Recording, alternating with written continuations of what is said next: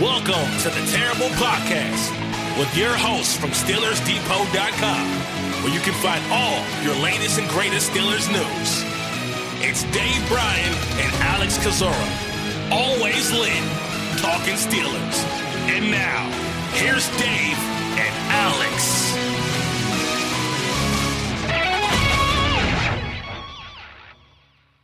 Welcome to the Terrible Podcast, Season 11, Episode 68. He's Dave Bryan. I'm Alex Kozora, SteelersDepot.com. Glad you guys are back with us for this Monday show. Steelers Nation and Dave, an all too familiar place for Steelers Nation and the Pittsburgh Steelers. A season that ends too soon, a season that ends in, I think, disappointment is the word I keep coming back to, and a season where we kind of ended going, what in the world is this future going to look like?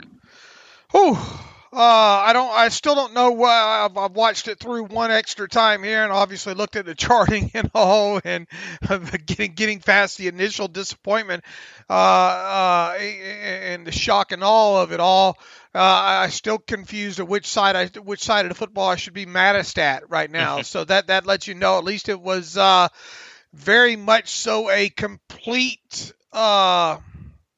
debacle, team loss. Call it whatever you want. Both sides of the football, and really special teams for that matter.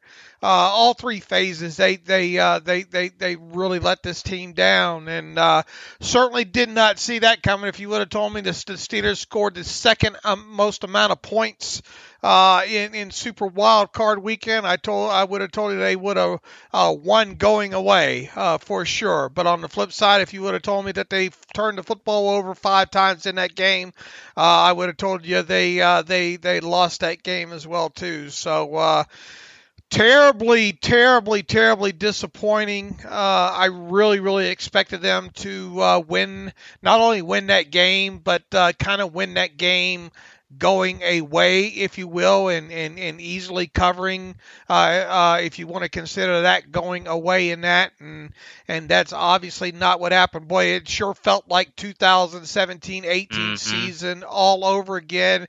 Just flashbacks of that Jaguars game. Once again, a playoff game that they should have won. If you play the game 10 times, they probably do. I don't know if you win it 9 out of 10 times based on both the way both those games went, but probably win each of those games, you would think 7 times if you replayed them 10 times. But hypotheticals is not something we should be doing right now. We should be admonishing this team pretty strongly. And I'm guessing that's the direction that we're going to go in today. We should, and we will. And unfortunately, we will have time for hypotheticals because we have nothing but time ahead of us these next couple of months. It wasn't that it was a certainty, and we both agree with this. It wasn't a certainty that Pittsburgh was going to beat the Browns, but even if the Browns had won this game, I did not imagine any scenario where it looked like this. And as you mentioned, very eerily similar to what happened at 2017 divisional loss to Jacksonville. I mean, you were down 28-0 to the Browns at the end of the first quarter. I don't think any person, Browns or Steelers fan, would have guessed that scenario heading into this game. No, you could have made a lot of money, I think, betting on that. And if you were to bet either way of it being that kind of score, you would have bet that the Steelers would have been the one with the 28, I think. But, this thing just got away from them right out of the chute, and they never recovered from it. And once again, look, put it on the offense early, as has been the case most of the season, at least since I think week 10 at Cincinnati. You know, how many times we've written and talked and tweeted about how this team, no first quarter touchdown since offensive touchdowns since I think week 10 against Cincinnati. Seemed like one of my 5 keys every other week was start fast. Just eliminate this that first quarter stat there, and obviously they didn't do that. And not only were they defecating the bed, if you will, with the offense early on. The defense didn't show up, and this is something that I thought would be at least the difference in this team, or was the difference in this team, or would be the difference in this team for most of the season. Right out of chute, I tweeted, "Hey, this could be the best Steelers defense we've seen in a long time, especially when it comes to adjusted net yards per passing attempt numbers." And really, for lack of it finished the regular season second overall to only the Rams in that key stat, which I still think is a key stat. There were hiccups along the way against the running game. Those obviously came back to bite them in the rear end Sunday night against the Browns. And not only that, they didn't look anything closely related to a number 2 ranked adjusted net yards per passing attempt defense in that game against the Browns, giving up. In fact, the final number I think was 9 point something when it comes to that number, and that's that's roughly about twice what it was during the regular season. If you don't get I thought it was a misprint. No quarterback hits, and then obviously no sacks in that game. And this is a defense that you thought, if you look back to that Week 6 game against Cleveland and how that went with the pressures and the hits and the sacks of Baker Mayfield, and you getting guys like T.J. Watt and Cameron Hayward well rested back for this game, you thought, man, they are going to be able to get after Baker 6 ways from Sunday night. Well, that obviously didn't happen. That played a big part in it. It was just a complete. I mean, yeah, the offense recovered. Yeah, the Browns let them back in it for the most part, playing back. You get a 28-0 lead. You can do a lot of things defensively, and a lot of that doing a lot of things is don't give up 40-yard touchdowns, which the Steelers gave. What did we say? You can't give up You can't give up explosive plays. You can't give up double explosive plays, and you definitely can't give up double explosive plays that wind up with the player laying in the end zone with the football, and that happened twice in this game here. So everything that we said they couldn't do, or thought that we didn't even mention couldn't do, they did it. And it wasn't just the fact that this team started in neutral in this game, which has generally been their default state for the last 10 weeks or so. They put the car in reverse, they slammed on the gas, and they just backed themselves over the cliff. They have played thousands of games in their history. I don't know what the number is, but it is obviously thousands, been playing since 1933.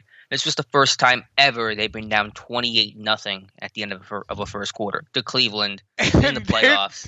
There was some bad Steeler teams pre-Super Bowl. I mean, back before I was born, there was some bad Steelers teams, Right, and they felt like the team that didn't practice all week and had the COVID issues and the coaching issues and all those things that you would sit there and say, well, it sucks and you still got to play better, but we understand why. And it was the Browns that felt like the team that was ready to go, and it was from the literal first play from scrimmage when Marquise Pouncey, and we had our old snapping issues from last year, rear its ugly head at the worst time, snaps the ball high over Ben's head, and I don't know how Connor nor Ben fall in the football there, but the snap is obviously the most important part that was screwed up, and the Browns recover, and they take the lead 14 seconds into the game. They never give it back. And so literally from the first play of the game, the Steelers were trying to dig themselves out of a hole that they created.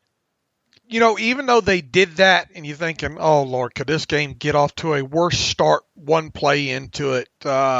My initial thought was, okay, well, this is going to be one of those games. They're not going to cover, but they'll be able to rebound this. I mean, Steelers beating Steelers. The Browns offense hadn't even taken the field yet. Surely, they will recover this. It's just going to be one of those starts, one of those games. They'll get by, they'll win, and boy, it just got bad from there. Yeah, 4 first-half turnovers. Again, very similar to the Jags game of 2017. And while Pittsburgh was able to kind of right the ship a bit in the second half, the defense didn't get enough stops. There were obviously questionable decision-makings by Mike Tomlin that we'll talk about throughout the show. But, you can't be -5 in the turnover differential, allow those big explosive plays, not have a ton of your own, and expect to win this game. And obviously that's what happened. You turn the football once you hit that number 2 mark of 2 turnovers, you're starting to wonder. Okay. Once you hit 3, 4, your teams just don't win that way. I mean, they just don't. Be interesting to see how many teams over the annals of time have overcome a 4-0 turnover deficit. To start a game.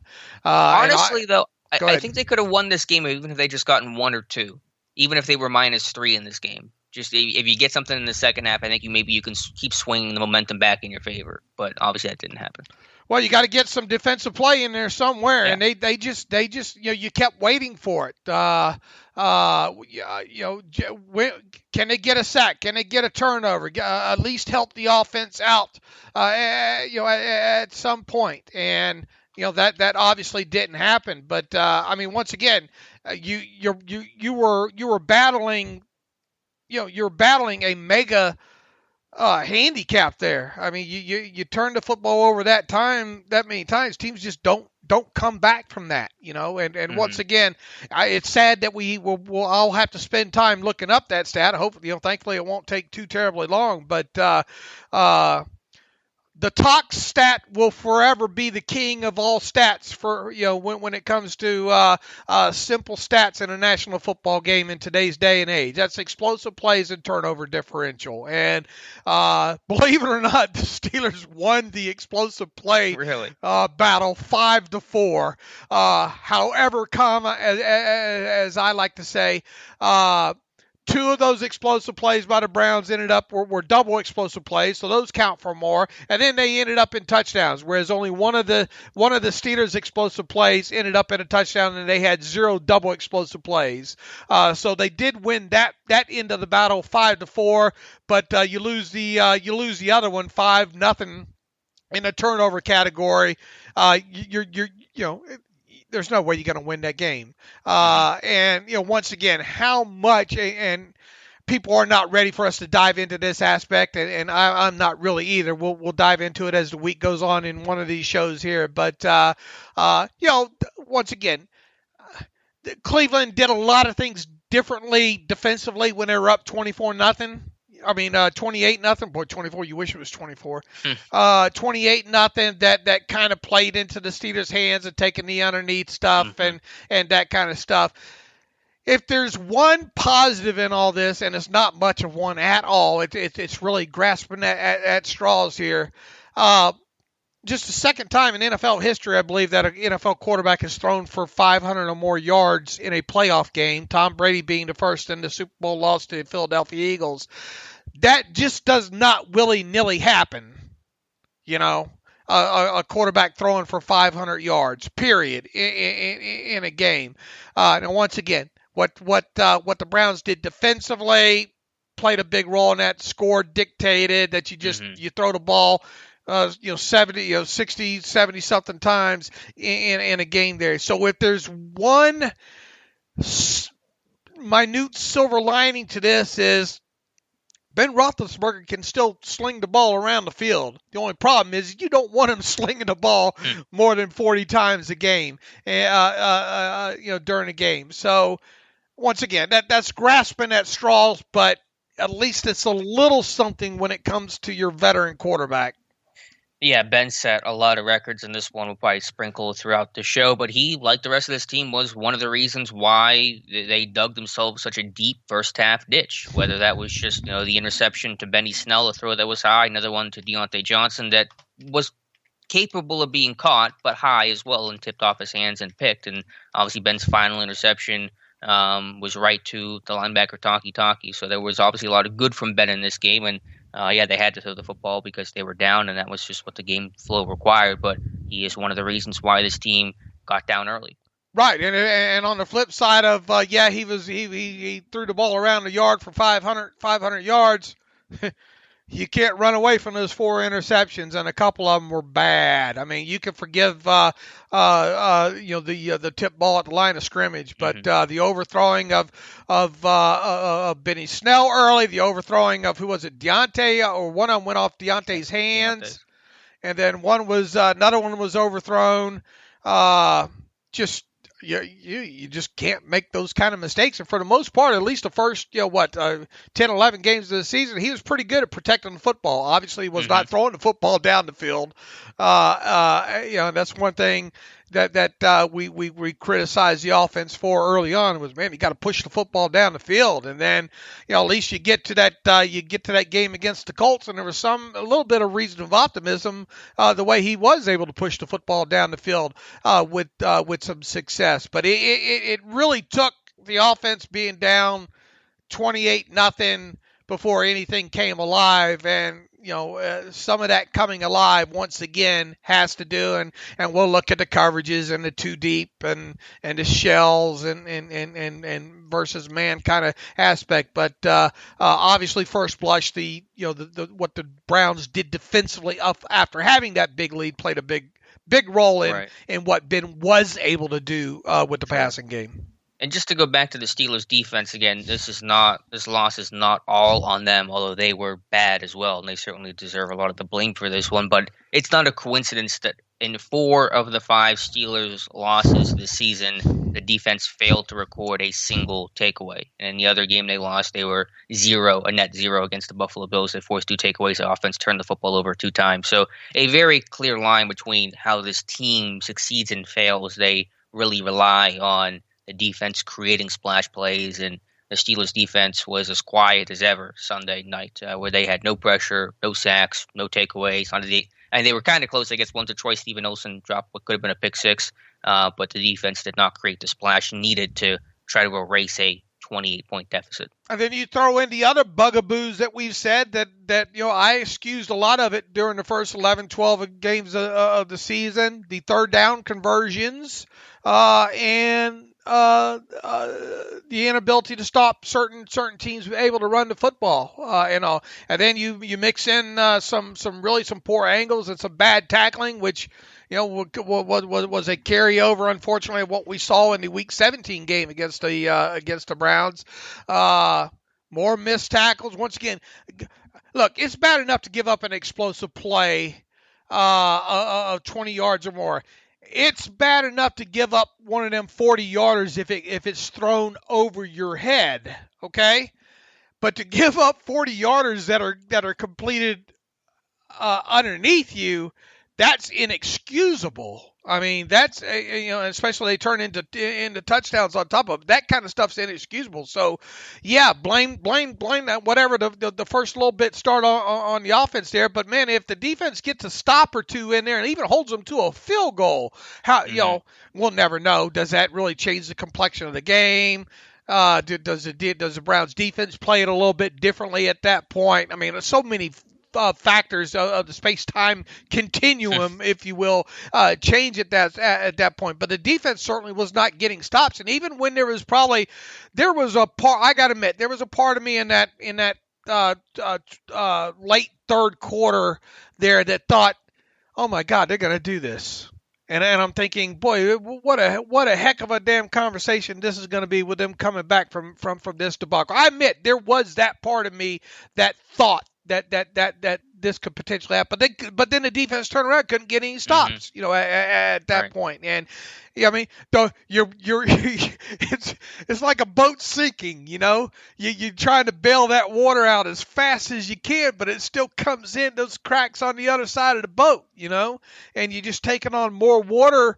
You're not making any headway in that way, and that's obviously what it was for most of the second half, that you couldn't get key stops and all. And all right, that's how the sausage was made. A little bit into, and I'm not sure people want to get deep into how the sausage was made today either. Yeah, I'm not even sure what direction to go. Do you want to focus on just one side of the football? I think first and foremost, I think what the nitty gritty is what people will struggle with right now is how does something like this happen?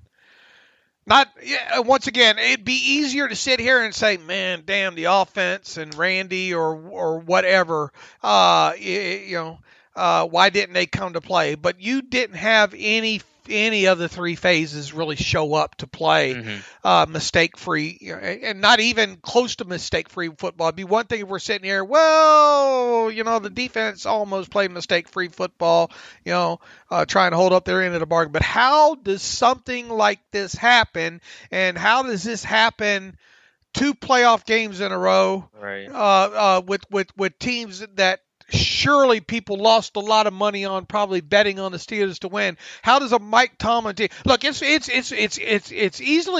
more easy to explain, I think, in that Jacksonville game from a defensive point of the ball, because that defense sucked. I mean, absolutely. You had why didn't you have L.J. Ford in there? Yada yada. You could. It's easy looking back now and saying, and not really excusing it, but saying, yeah, okay, I get it. But not this defense, not this team, not this Mike Tomlin team, or this defense getting back Spillane and Hayward and Watt. So I guess that's where we start at, is how do we go about explaining how something like this debacle happens on top of the 2017-18 debacle?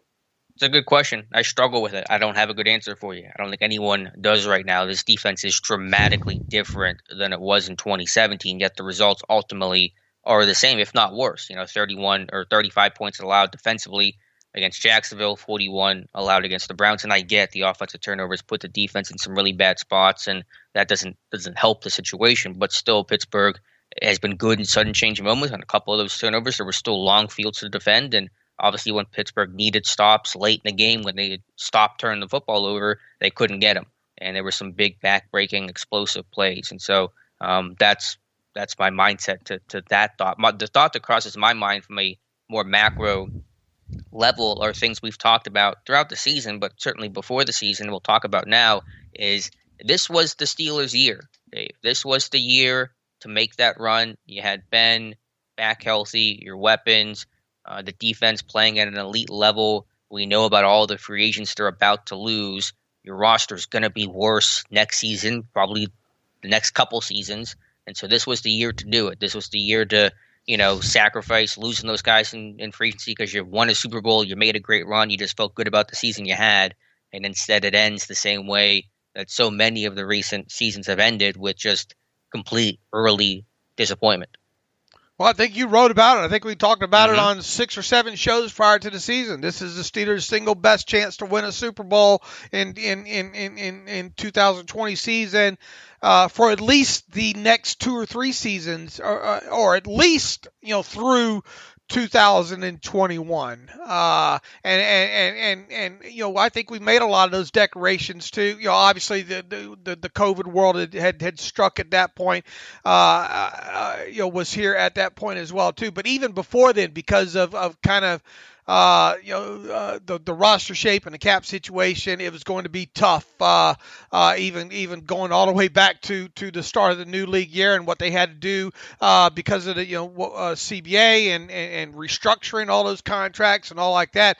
This team was built to climax, to me, this year. And really the last 2 years. Unfortunately, obviously, Roethlisberger injury took place, and you're just not going to win. You're not going to win a Super Bowl without a quarterback. Plain and simple.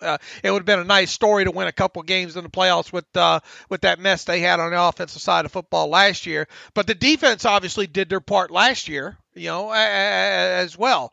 And then you're thinking, okay, well, they didn't get it done. You have the Ben going down as an excuse.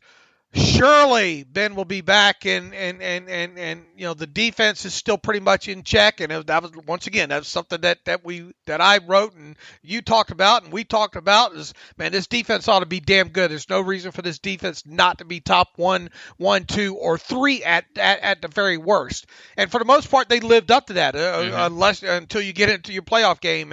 And once again, this goes back to, why did this happen? Is this, Ben having team meetings? You heard the team all week saying, look, you can't take these for granted. We know, us veterans that were on this team back in 2017, 2018, we learned from that. We're telling all these guys, you can't take any of this for granted.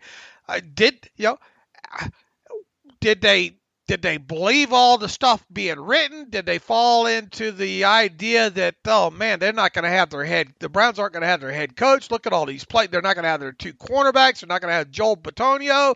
Man, all we got to do is just show up, man, and we're on to Buffalo. I mean, did that play? You can't get into the psyche of each and every player here, but from a team aspect, and especially a team with as many, this isn't a young team, and this isn't a young coaching staff. A lot of it goes back on the coaching overall. Period. It starts there, and then obviously the veteran players the Steelers have didn't show up in that game Sunday night either. I agree. Yeah, I have the article this morning on Steelers Depot that it's been 10 years, 10 seasons since the last Steelers Super Bowl appearance. They lost to Green Bay, and despite having a first ballot Hall of Fame quarterback, all you have are 3 playoff wins, 1 AFC title appearance, which you got blown out in, and no Super Bowl returns. And that has been the latter half of the Roethlisberger Tomlin era, and it is a complete disappointment to have that on your resume with so much talent on the team and how much talent Ben has, and so that is a tough feeling to shake. Mike Tomlin really had a chance to help his Hall of Fame resume potentially this offseason. He hasn't helped it the last 2 times the Steelers have been in the playoffs now. Those will be black marks on his resume for that. That'll be hard to get past if ever. It's going to take him winning at least one more Super Bowl to help kind of erase those 2 things there. Once again, here's a starting point here. I think we both can agree that Mike Tomlin is not going to get fired, right? Agreed. Okay, now wherever it goes from there, if you want to play into the mob mentality here and saying everybody else pretty much on the coaching staff needs to go, and if you indulge people in that conversation, my notion would be, okay, if you go ahead and do that, if you move on from let's say you just take Keith Butler, you demote him back to a linebackers coach, okay, and let's say you take Randy Fichtner and you demote him back to a quarterback's coach. Really, I think what you do is you just, if you did end it for both those guys are just out the door permanently. If you went that way, you hardly ever do you see demotions like that.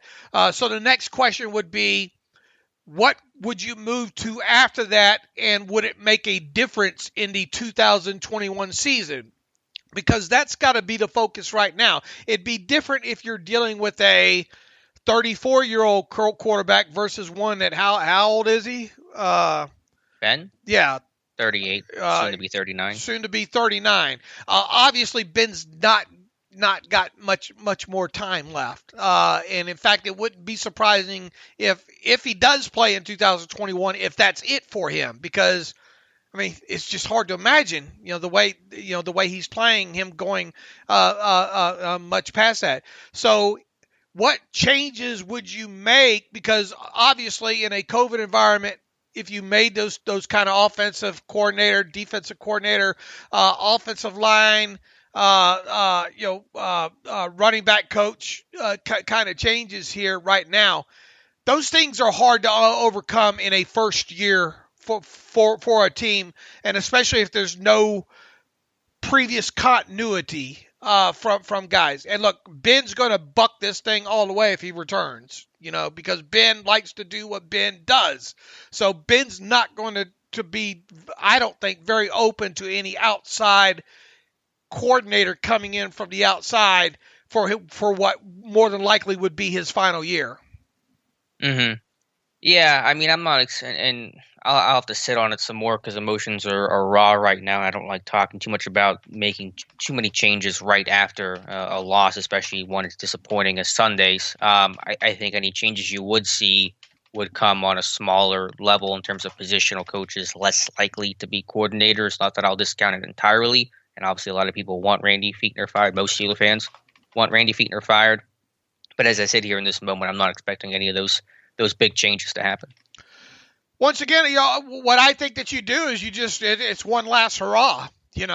Well, this was supposed to be the last hurrah. Well, I mean, one last hurrah, as in,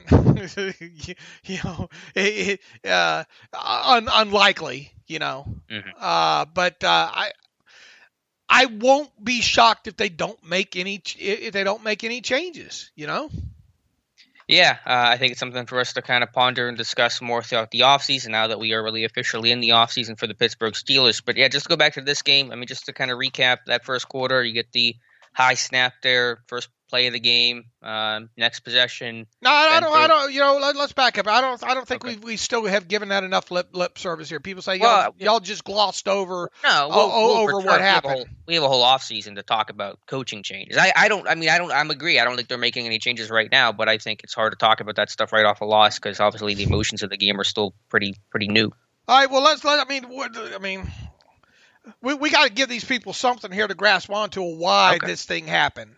I don't have a good reason. I mean, it is a reflection of coaching. I agree when you said that, and certainly Tomlin has a lot of responsibility in this game. I don't think Tomlin coached a good game. That'll get mixed in throughout the show about his decision making. We can talk about even just personnel things that didn't cost you the game, but you start Matt Filer over Kevin Dotson. I think both agree that was the wrong decision. Not that was the reason why you lost this game, but just stuff like that where you kind of turn your head and say, I'm not really sure what the driving force for that reason was, other than this is the way we do things. This is the status quo, and maybe that's one issue for this team is they have become very static, very status quo.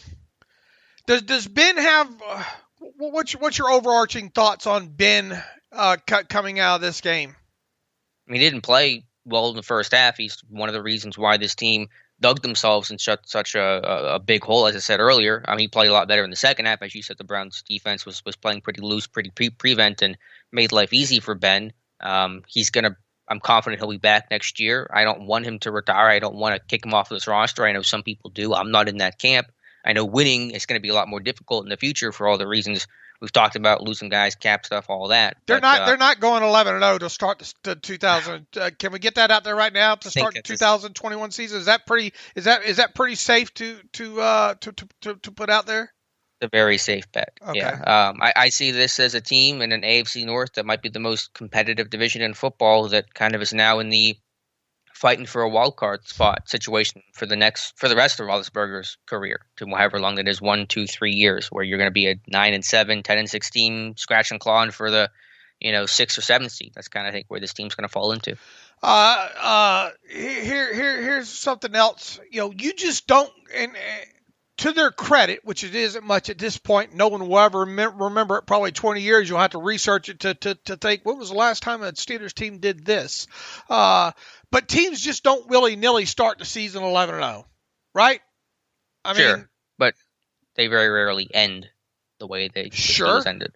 Sure, but on the flip side, once again, teams don't just start 11-0. So there was something there. Yeah, it was mostly defensive driven for a greater part, and did the schedule somewhat tight. This team overcame a lot of obstacles to get to that 11-0 start too. So there was some semblance of, okay, look at the accomplishment here. But then you turn around and after going 11 and 0, then you go what, 1 and 5 if you include the playoff game. Right, include the playoff game there. So and really probably should be 0-6 if we're being honest here in those situations there. Something needs to be looked at inside that the late. I mean, this is several seasons in a row. I mean, yeah, you can point to last season's collapse and the quarterback situation and all like that, and it was propped up with smoke and mirrors. But as impressive and as a 11-0 start was, you really need to look deeper down into why. Heck, all they needed was one last season, Alex, just one win. The New York freaking Jets. You're 8-5. And you're in the playoffs at least, and at least it's a minor success, and as we see, anything in the playoffs can happen from there. You just really, really got to take a hard look at the way Mike Tomlin runs this operation, I think, in the final quarter of the season here. And take a look at it. I think, and I don't have an answer, but I think our listeners deserve the fact that we spend time talking about, or at least trying to talk about and figure out why the hell something like this happened. Has happened in the playoffs, last two playoff games now. No, I agree, and I understand. We don't have those answers right now, and so maybe it's going to take some time to think about it and think about those potential solutions or answers or explanations. But I agree. I mean, Tomlin's teams early on were always really strong finishers. Even in 2012, 2013, a pair of 8-8 seasons, they were really good at the end of the year. And over the last, I guess, since 2018 it would be, they've been really terrible in December on. And 2019 they were 8-5, they collapsed. This year they're 11-0, they collapsed. 2018 they collapsed at the end of the year, missed the playoffs. And so I'm not sure what the reason for that change is, but the hallmark of these Tomlin's teams is that they were December tough, December ready teams, and they are not the case anymore. No, it's not. All right. What should Roethlisberger go over? What Roethlisberger said and what should happen? What do you think will happen with him? Yeah, Roethlisberger. I mean, it was a little bit of non-committal in saying he's got to talk about it with his family and things like that. But I mean, he was pretty clear that he wants to return next season, which is consistent with what he said throughout the entire season, that he would like to come back, honor his contract, finish things out. Let me get the quote here. Let me find. I quote, "I still have a year left on my contract. I hope the Steelers want me back. If that's the way we go, there'll be a lot of discussions, but now is not the time for that." You saw him and Pouncey. You can have a couple moments on the bench at the end of that game. The future for both of those guys is a little bit cloudy right now, but I'm expecting Ben to return in 2021 and be this team's quarterback. I do as well too, and I don't think Ben's going to let Pouncey retire either. As aggravated as people, those two are a package deal and a package deal for a while. So unless Pouncey just says, "Ben, I'm done, man. I'm sorry. Have at it." It felt a little weird though, the way that Ben phrased it with Pouncey, and I'll have to pull up the quote here. It made it feel like this was Jerome Bettis 2005, and this was supposed to be, come back, Pouncey, we're going to win this one, and you can ride off into the sunset. I'm not saying that's what's going to happen, but that was the vibe I got. Yeah, well, once again, like I said, Pouncey's end isn't going to come because of the team cutting him. It would be a Pouncey decision, in my opinion. I mean, is it impossible that they cut Marquise Pouncey? It's not. Nothing's hell. We know. We know after that game and after some of the things we've seen this season alone, nothing's impossible, as I like to say. But look, that's his guy. It's pounce this, pounce that. I mean, and it's been that way for a while now. But maybe that isn't that reflective of the issue that you're making decisions based on, well, he's the guy. He's their guy. We're keeping Fichtner because he's Ben's guy. We're keeping Pouncey because he's Ben's guy. There you go. There you go. Okay. Maybe that is it. Sure. Like and you rewind this podcast and a little bit earlier I said, Ben's got a lot of say with a lot of things. Absolutely. Here. And if Ben says he wants, look at just last off season. He wasn't going to sign that extension until Pouncey signed his first. Mm-hmm. True. That's true. And I bet that's what it came down to. Sure. And if he says he wants him back this time, then he's going to have him back. I mean, I don't see any right now. Is that right for a franchise quarterback to dictate that much? I don't know. We can go back through the annals of time, and there's been plenty probably discussions of does Ben have maybe too much say in a lot of this stuff. Maybe what's wrong with the offense a lot of times is Ben has too much say in it. And look, Ben, he's a fan. He's going to the Hall of Fame. I'm glad I lived in the day and age to watch Ben Roethlisberger play. Man, some of the memories that we have, they extended the plays and all like that. But Ben hasn't exactly been franchise friendly, in his later years either. Yeah, I hear you. I mean, again, with some of his thoughts. It just goes back to this team has just been very status quo. They're good. They're not great. They're the bridesmaid. They're never the bride these last 10 years. And that sounds very spoiled for some fans that haven't seen any level of the success in a long time. But yeah, maybe that's just a philosophy of just, things are okay. We'll just make some tweaks around the edges and bounce back. Maybe that's not the solution. Let's say you wanted to fire Randy right now. Mm-hmm. Do you get any input from Ben at that point? Sure, I think you have to. Why? Well, I think you want to find someone that is going to work well with Ben, just because of that relationship, how important that relationship is. But I mean, it's not an all or nothing thing where you sit there and say either Ben has all the say or he has no say at all. Maybe there's a better middle ground this team has to find. You know better than there ain't no middle ground with him, right? I mean, I don't think you can not have any input. I mean, look what's going on over there in Houston and Deshaun Watson and the lack of input he's had in processes and what's happening to that. So maybe that it's not an all or nothing thing. Obviously, you have a franchise quarterback, and there's so much benefit to that. You need to have one to try to win this thing. And there are some small downsides to that where he has a lot of control and input and sway and influence on this team. And maybe there's something that has to be done there. I don't know. We're just spitballing. Again, coming off this loss is disappointing. What do you think Art Rooney II would do right now? Is thinking right now. Look, we gotta do something different with the core. If he's thinking we gotta do something different with the coordinator, do you think he cared? Do you think he lets Ben kind of handpick the next guy to potentially play with for what could be just one season, or do you just let him go with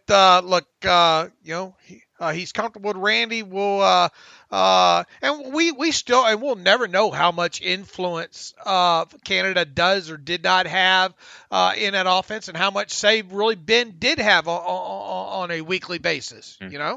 We'll never know that. No, I mean, to your point about Rooney, I think Rooney's taken the approach of the chief that is still very hands-off. Let the coaches make those decisions. They're the coaches. They're in the day-to-day stuff. So I think that's generally Rooney's approach. There are some overall thoughts that he'll have big picture that get sent down to the coaching staff. Most often they're just, we got to run the football better, something he said for like 4 straight years now, and it really hasn't worked. But I think he just defers to Tomlin and to Colbert to make those decisions.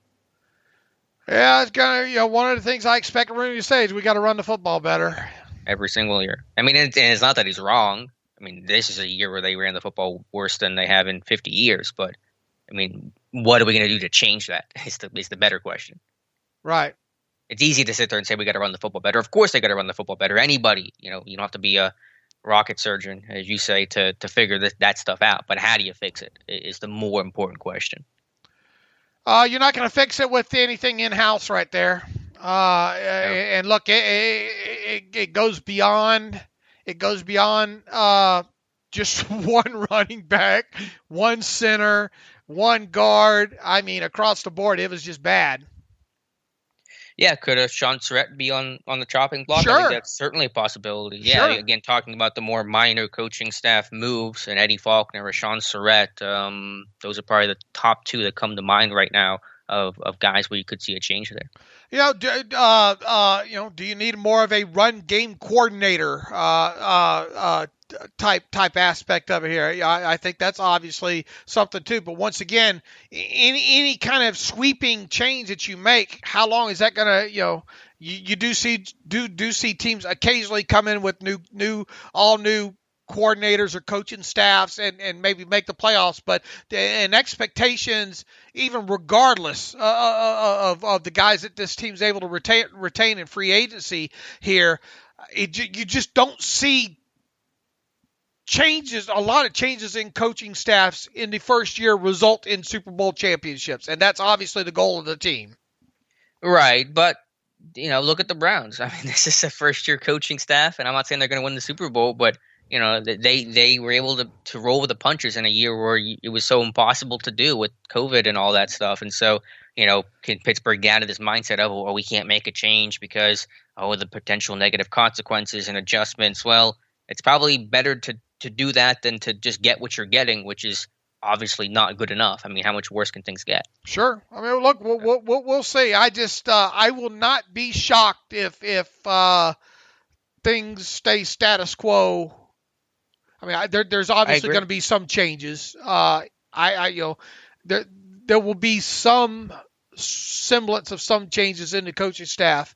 And maybe Sean Surratt's the guy that's going to end up falling on it here, you know, and maybe really Eddie Faulkner as well, you know. But I agree with you. I don't expect the big changes, but I think that is reflective of one of the potential issues for this team is that they are very status quo. Let's not rock the boat. Let's not change things for Ben too much.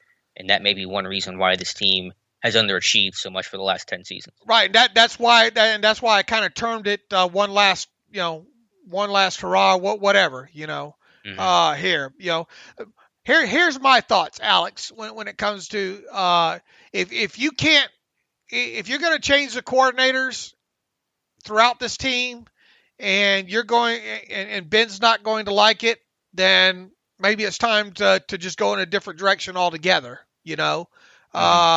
Because once again, I just think the give and take with Ben specifically when it comes to changing things over offensively won't go smooth in its first year.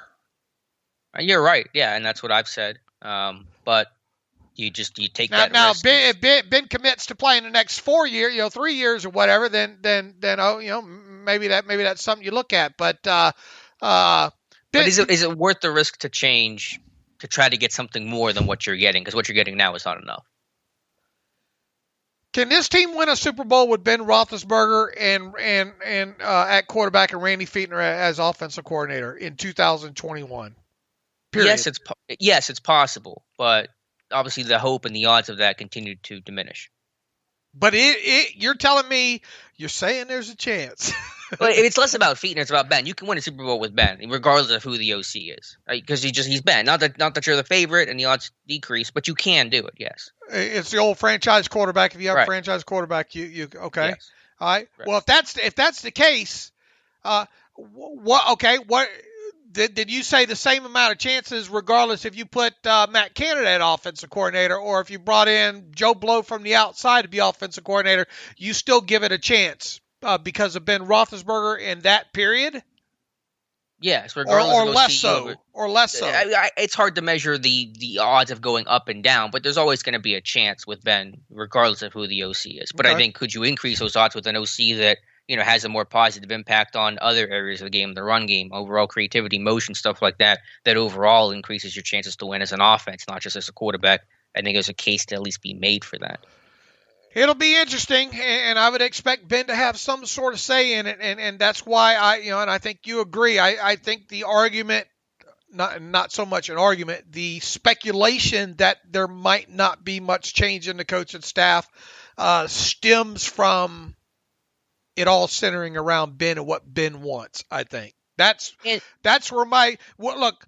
Nobody should be shocked if anything happens with the coaching staff off this debacle right now. But just educated from a Ben Roethlisberger standpoint, and assuming he returns, it's going to return for just one more season. If that be the case, then that would lead one to easily speculate that perhaps something isn't going to change when it comes to the OC. Well, I do want to say this isn't, for me at least, the status quo thing all on Ben, because it applies for the defense too. I'm not expecting a lot of changes defensively as well. And the defense was really good this year. Obviously, they were terrible in the playoff game, but I'm not expecting a lot of changes there. It's an overall team mindset of we're the model of stability. We're the model of same GM since 2000, same head coach since 2007, same scouting staff for at least 5+ years, same ownership obviously forever, and so we're not the team that makes a lot of wholesale changes. We're just a very slow, big ocean liner ship that makes just small changes at a time. And sometimes you get yourself into trouble by getting comfortable with that and being that model of consistency, when sometimes making that big sweeping change, while it comes with risks and it's scary and it can really blow up on you, sometimes that can really kind of get yourself into the right position a lot quicker than this slow, methodical 5-year plan. If that makes sense. All right. Yes. And if they did do anything, and I just want to focus on the offensive side of football. I mean, I don't think they're going to make a lot of sweeping changes, period. But I definitely don't think they'll do it on the defensive side of football. Because Mike Tomlin was Jerry Dulac almost snuck one up on Tomlin. Yeah. Good on Jerry for that. You know, So someone asked us a good question about asked Tomlin how you're going to be held accountable for that, and that was a good question asked. I'm not sure who asked that, but kudos to that reporter. There was, it took all damn year to get some good questions. Unfortunately, how did Jerry ask that? It was a great setup by Jerry, and I couldn't believe it. Jerry phrased it the way that he phrased it, and I think he maybe almost got him. He says, you like to call a lot of the defensive signals. He's putting a statement out there first. He says, you like to call a lot of the defensive signals. Did you start doing it when you got behind, or did you do it the whole game? He set him up, Mm-hmm. And then Tomlin said, we function the way we normally function. He punted. Well, he punted during the game. He punted during. We'll get to that here in the second 6 hours of the show. But that goes back into the conversation of how much does Tomlin let his coaches coach enough? Does Tomlin try to do too much of this? Well, he definitely lets Fichtner coach do his thing. I don't think Tomlin has a lot of in-game control over that. I don't know how much does Ben have to say what happens on. That's one of the things that I don't think's being taken into account here on a week-in basis when it comes to this offense with Randy Fichtner as coordinator. I'm not convinced how much Randy actually gets a say in any of this.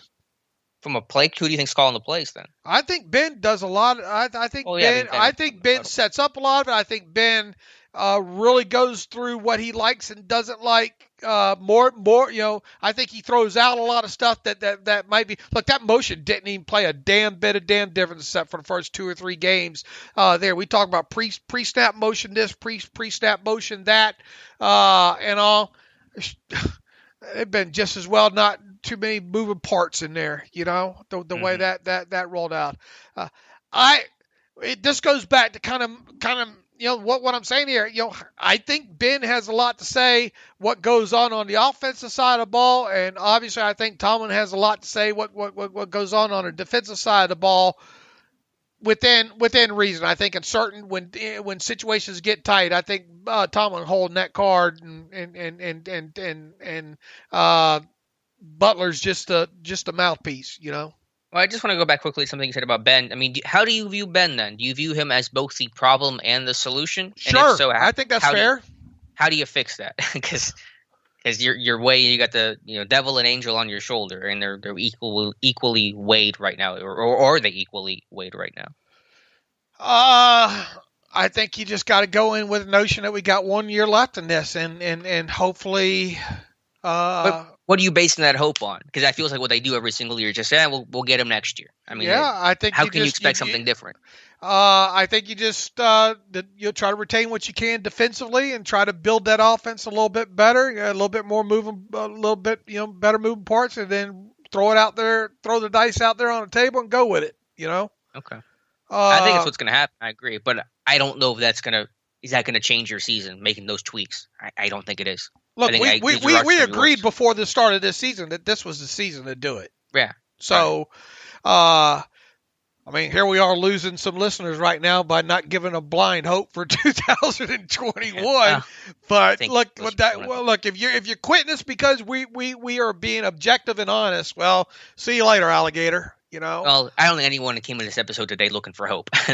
We're all in this sadness together. Yeah, but there's some degree. We will lose a fraction of the listenership for the off season after next show mm-hmm. after. It just that's the way it drops off. Some people just don't care, and those people will say, "Man, the last time I listened to that crappy ass podcast, they were talking about the Steelers don't have a chance in 2021." Mm-hmm.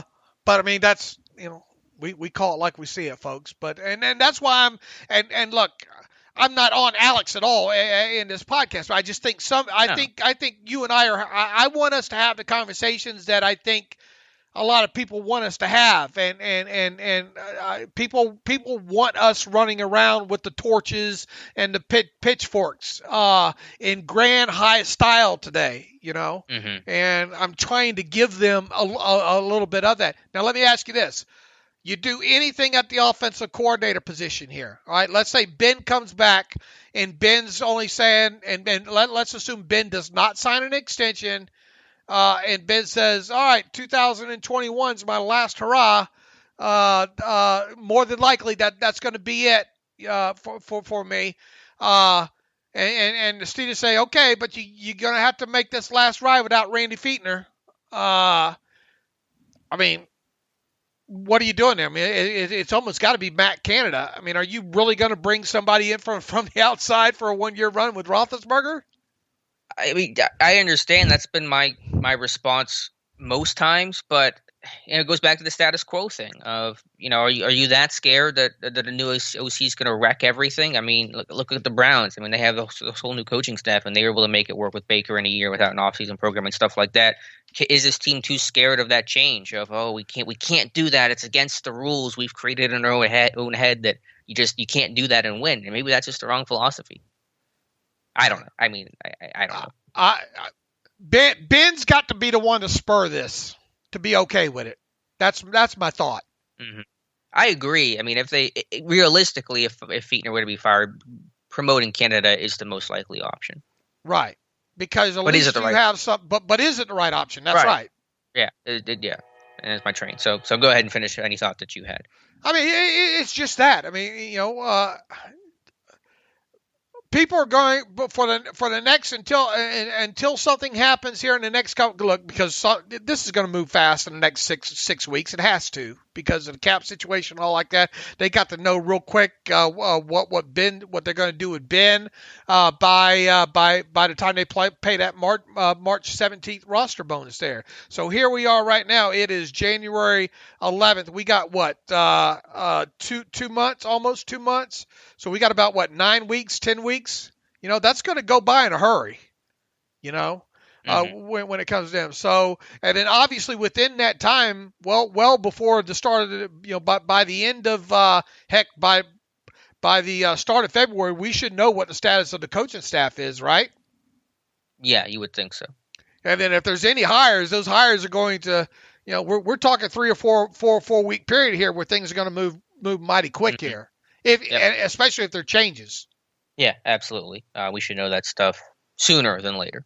Right. And for those listening, the train is going away soon. By this time next Monday, I'll be in my new house, and so no more train. And the Steelers did make my move on Friday a lot easier without a game to worry about, but wish they were still playing a game. All right, I think maybe we gave them enough of that. Now let's get into some of the, not so much. Let's get into the game, but I don't think people want us to go too terribly deep in there. Maybe some decision making and stuff like that. Yeah, just the first half. I mean, it was just turnovers. 4 offensive turnovers. Defense not doing a good job in sudden change. Again, put in tough spots. I recognize that, but they still gave up some big plays. On third down especially, I think 2 of the Browns' touchdowns offensively of their 3 in the first half came on third down, a 3rd and 4 to Jarvis for 40 yards, a 3rd and 3 run for Kareem Hunt for 8 yards, carrying Robert Spillane into the end zone. The Landry touchdown. Edmonds takes a bad angle. Hilton can't bring him down. No one can get off a block. It was just turnovers and chunk plays and poor run defense. And you highlighted what you said we would see defensively, or what the Browns would probably do offensively to get the Steelers into something defensively a few times in this game. You were correct. They did. Shame on Keith Butler for letting that happen, especially with the personnel that was out on the field on a few of those plays. Yeah, caught a lot of crap for this one during the week about, it wasn't a big deal. Don't worry about it. The Steelers were hiding their hand. They didn't have Hayward. They didn't have Watt. But, Was that the response? I got to be honest with you, Alex. I'm better when I stay out of the comments. It's better for the site when I stay out of the comments because I'm too damn honest. Was that kind of the pushback that you got? Well, it wasn't on the sites. I think the Steelers Depot readers, which we love very much, were pretty much in agreement with me. I caught a lot of crap on YouTube from just kind of more the Joe Yinzer type fan. But yeah, the Browns were in empty sets and heavy personnel and spread the field out, keep Steelers in base, force them to play zone coverage, drop Watt into coverage, and just pick apart, with Jarvis Landry especially in this game. Beating man and zone, linebackers on receivers know that story. That's not new in Pittsburgh and Cleveland. They didn't do it maybe as much as I thought, but they did it in a lot of key situations to win on third down, to win on second and long, to get themselves in the third manageable. The great example of that is the play before the Jarvis Landry touchdown. It's 2nd and 10 after a first down incompletion. What they do, they go empty. They hit Austin Hooper for a 6-yard gain, puts him in 3rd and 4, 3rd and manageable, keeps him on schedule. Hit Jarvis Landry for a 40-yard score on a slant. You can't run that slant on 3rd and 10, but you get yourself into empty, get yourself into a 6-yard gain, put yourself in 3rd and short, and you hit the big play off of that. So, and they hit those late too when they had to get some big conversions late in that game. They knew where their bread was buttered. Well, let's go heavy, let's go empty, spread the field out, attack their zone, and that's been the same story for years now. All right, and what did you think about the 3rd and short with Jarvis on Robert Spillane? I mean, yeah, that's just the way it's been. Was that 13 personnel? Was that a wide receiver at the bottom of this? I mean, was that my T-Rex boy Harrison Bryant at the bottom of the screen on that play? Was he the 3rd tight end split out wide to the bottom of the screen? I'll have to look, but it probably was because they were in 13 empty a ton last week. So it probably was some sort of 12 or 13 personnel in this game. And yeah, you put Jarvis over the middle in the slot, you get him on a linebacker. Steelers, they don't like to move their cornerbacks and travel in that sense. And that's just an easy matchup to exploit. What would you have done personally on that particular play right there? You got to be in some sort of man. You have to be. Mm-hmm. Yeah. I mean, what you have to do there. Do you call timeout and put a different personnel on the field, and then say, okay, try to run it? What do you do in that situation if you see them break the huddle with 13 personnel? Yeah, you have to be in your base. I mean, with how potent their run game is, but you just have to put a cornerback on Landry. And the downside to that, yes, is that you are declaring that you're running man coverage because you're going to see the linebacker split out wide on the running back. You're going to see the corner inside on the receiver. You are telling the quarterback this is man coverage. But I'll trust my personnel over hoping that Robert Spillane can cover Jarvis Landry, even if Baker doesn't know if it's man or zone. And so you just have to play more straight up and play your best personnel, as opposed to trying to have some sort of theoretical schematic advantage. And I don't care if you have Devin Bush out there. That's a mismatch. Yeah, it doesn't matter any linebacker. I don't care who it is. So I mean, don't put that. No, Robert Spillane was not great in this game. Period. And he really, but you're setting him up to fail in that situation there. And that was kind of a key 3rd down, was it not? Yeah. In the game. And that's why the Browns are going to it in those big money situations, because they know the Steelers can't respond. They do not respond appropriately. So they know they're going to get positive plays off of that. Right. Not a coincidence these things happen in 2nd and 10 and 3rd and short. All right. Now, it maybe didn't happen as much as you thought it would happen, but it still happened. And once again, I can't help but go back to thinking not only the explode, and we said it. How many times have I said it? If you're going to give up, it's bad enough to give up an explosive play. Mm-hmm. It's very bad if it's on the ground, okay?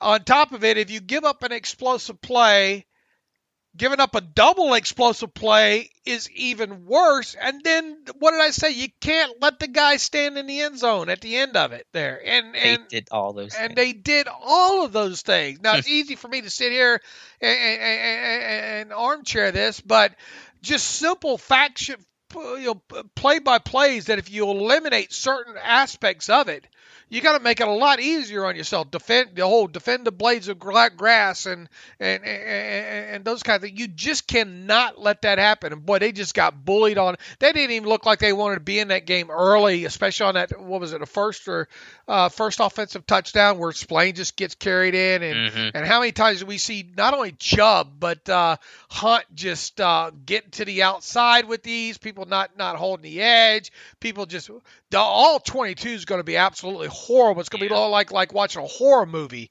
in this one. The defense did a great job in helping this team defecate the bed, if you will, throughout this whole thing. Now, offensively, the turnovers were huge. I think one of the key things where it kind of makes you raise your eyes as far as coaching, quote unquote, visible coaching decisions go, was that was a 4th and 1. The first 4th and 9, I think it was 8 or 9, when the team was down 28-0 at the Browns 38-yard line, was it?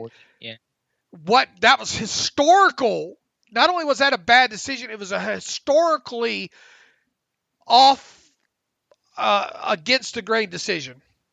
Yeah, that is the old surrender index on Twitter, which is I didn't even know that thing. Did you know that thing existed? Yep. You got to turn that stuff on to me. Okay. Yeah. It's I forget what the exact numbers were. I don't know if you have the percentiles pulled up, but basically it measures the amount of cowardness in punting, and that ranked up there really, really high. And this was at the reset. Yeah, 4th and 9, Browns 38. Steelers down 28-0, and they punt for a 28-yard punt by Jordan Berry. All right, reset it again. Down, distance, time in the game, and score. Sure. 12:25 left in the second quarter. Steelers have the ball 4th and 9 at the Browns 38. They are down 28-0. Mike Tomlin elected to punt. And what was Tomlin's response to that when you want me to read that? I thought he was responding to the 4th and 1 at the start of the fourth quarter of punting in that situation, which was even more. Yeah, because if the question was fourth quarter, why did you choose to punt there, which was the more egregious decision. 4th and 9, not that I like the call, but I can understand that, I guess, a little bit better. But the big one that I think is drawing most people's ire is first play of the fourth quarter. It's 4th and 6. Steelers have the ball at their 41. The Browns are up 35-23. Steelers have cut into that deficit, but Mike Tomlin chooses to punt 4th and 1 at the Steelers 46, and Browns end up going down the field, getting a touchdown. Nick Chubb on that screen for 40 yards, and that kind of iced the game right there. Right. I was still mad at the first 4th and 9 punting on that one. Where did the second one cowardly index rate? I'm trying to think. I don't remember. There's so many decisions in this game. I don't remember that one, but. I don't know. It's just with Tomlin, he is always a go with your gut coach, and that creates a lot of inconsistency in decision making. And that was felt evident in this game based on 2-point decisions to either go for it or not go for it, or to punt or not punt. And it just felt like he was all over the place in this game. Right. But it was just a bad decision. And I understand hindsight. In both situations, I think. In both. Yeah, in both. But I think the one that will get the most talk is the fourth quarter, and I think you have to go for it there. And granted, and Matthew Marksy made this point, they're a terrible get-a-yard team, and they were, 1-2 to start this game with some fullback dives to Derek Watt, and I don't know what the brilliance of that was, but that's a situation you put yourself in when you fall down 28-0. I mean, when you're down that big, you got to go forward in some uncomfortable situations, and yeah, you're not good in them, but you have to, because that's the only way you get back in this game. I applaud the decision on the first Watt keeper. I applaud it, because that's just something nobody saw that one coming. It surprised the living hell out of me.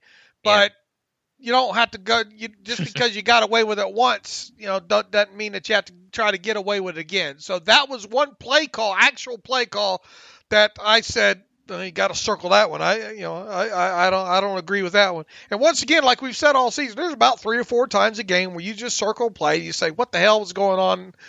Going on there?" That was definitely one of them. But they always seem to come in the most critical moments.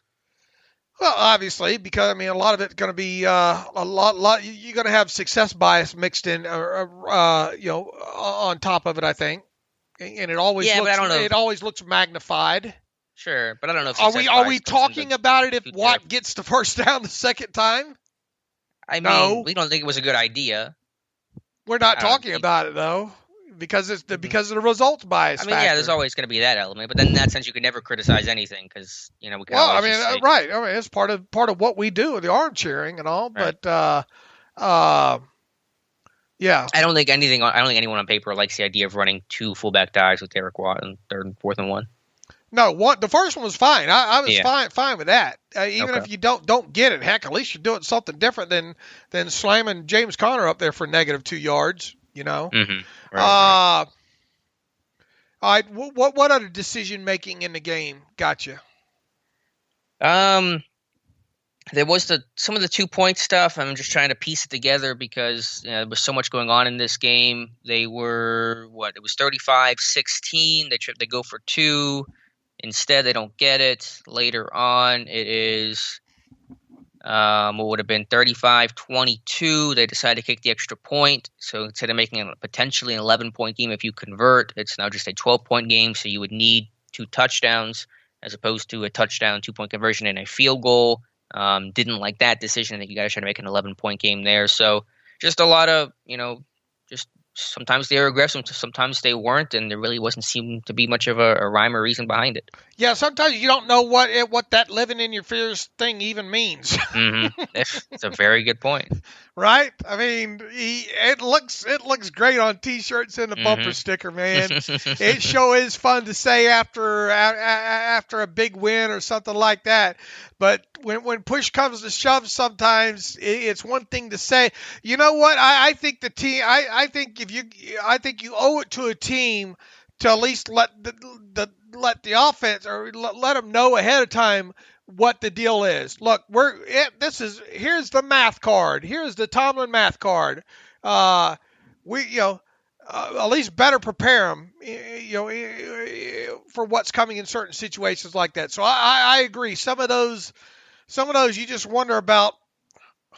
Look, they don't like nerds there, do they?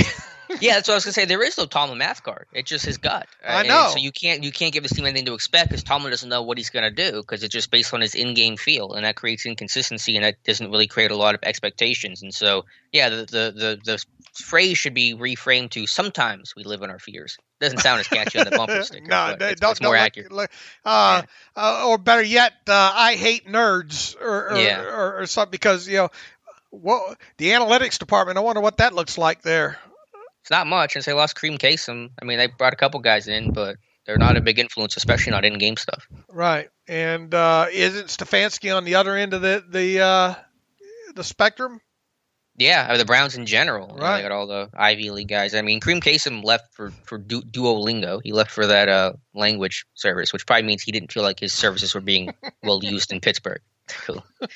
to go help someone learn. He is tired of helping the other guy, the offensive assistant, trim tape up. Yeah, pretty much. Get coffee, 2 creams. What the hell's this got to do with math? Yeah. I'll fix them. Somebody learn 9th grade Spanish. I mean, we would. I'd have to stutter through 10 minutes of adjusted net yards per passing attempt stat with them, wouldn't I? You'd be fired before you got the words out. I definitely would be. That's what gets me sometimes. Nobody says math has to be. Nobody says analytics has to be the end all do all, but man, probability's probability. I think. Yeah. Yeah, and Kasem, for what it's worth, is back in sports. I think he's with the Twins or something now. So he wanted to get back into sports. He just wanted to do it with a sport and a team that probably found more use in it. Yeah, us nerds will never work for the Steelers, which is fine by me. I'm too old, and I'm past my prime anyway. But someone like you, I feel sorry for you. But I think we'll make it anyway. Where to from here? Yeah. Not even sure where to go. I think we've covered a lot of it. Yeah, defensively, you needed some big stops late, and they didn't get it. What about taking that damn delay game? How I lost about 6 months of my life on that 4th down, on that punt. Yeah, well, I thought they felt like they were going to fake it. Yeah.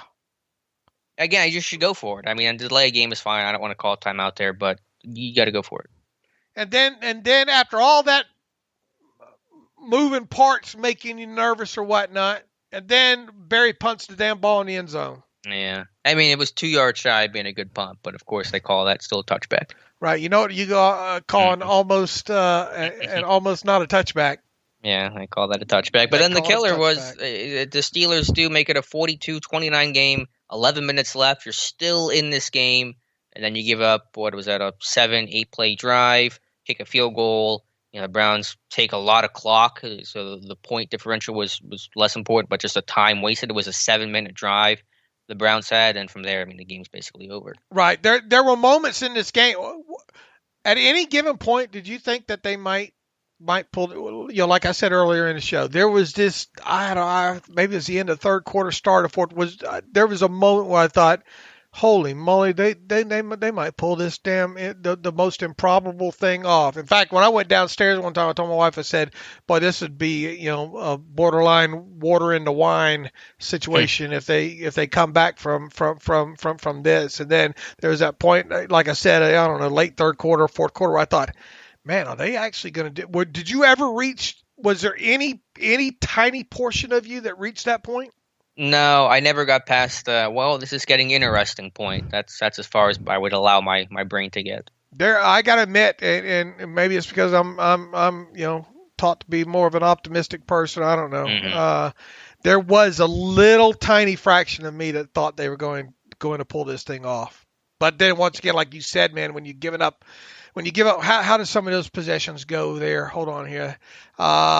Fourth quarter possessions that the Browns had alone, they started at their 20, 80 yards for a touchdown. 80 yards in 6 plays, Alex. Then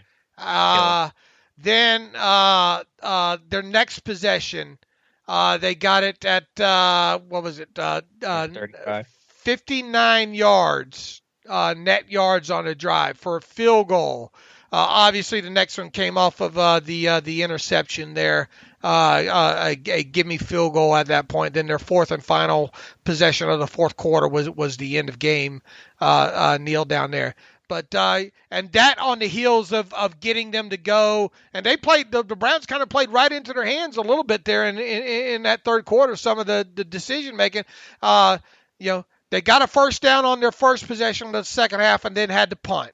And then the Steelers got 2 3-and-outs after that. About that point was when I had, how dare him give me that damn optimism at them give me that optimism at that point. Right then when I was thinking, okay, maybe. So you're telling me there's a chance, and then they turn around after that punt, and that, I guess that would have been the punt, right? Yeah, that was into the end zone for the touchback. You turn. Maybe the damn defense was deflated at that point. Said, why the hell didn't you go for it there? It just went off there. It was over then. Not that it wasn't already over. It was really over then.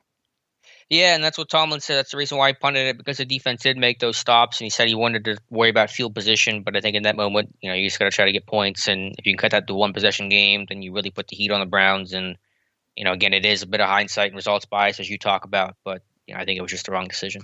Do you think he his own way of thinking, because the old boy, if you can't get 1 yard, you don't deserve, and how many times have we talked about they couldn't get 1 or 2 yards this year? Do you think a lot of that? Do you think results biased him in those situations? Yeah, potentially. That's a point that I think Matthew was making. But that's just whenever you're down 28-0, you dig yourself that hole. You got to deal with that uncomfortable crap, because that's the only way you come back to win, is to do some stuff you're uncomfortable doing and don't know if it's going to work or not. I think you tell these cornerbacks in the NFL, you got to have a short memory. I think coaches need to have a short memory too. You got a 53-man roster there. If you can't get 1 or 2 yards there, then you don't deserve to win the game, period. So, and go ahead. Go ahead.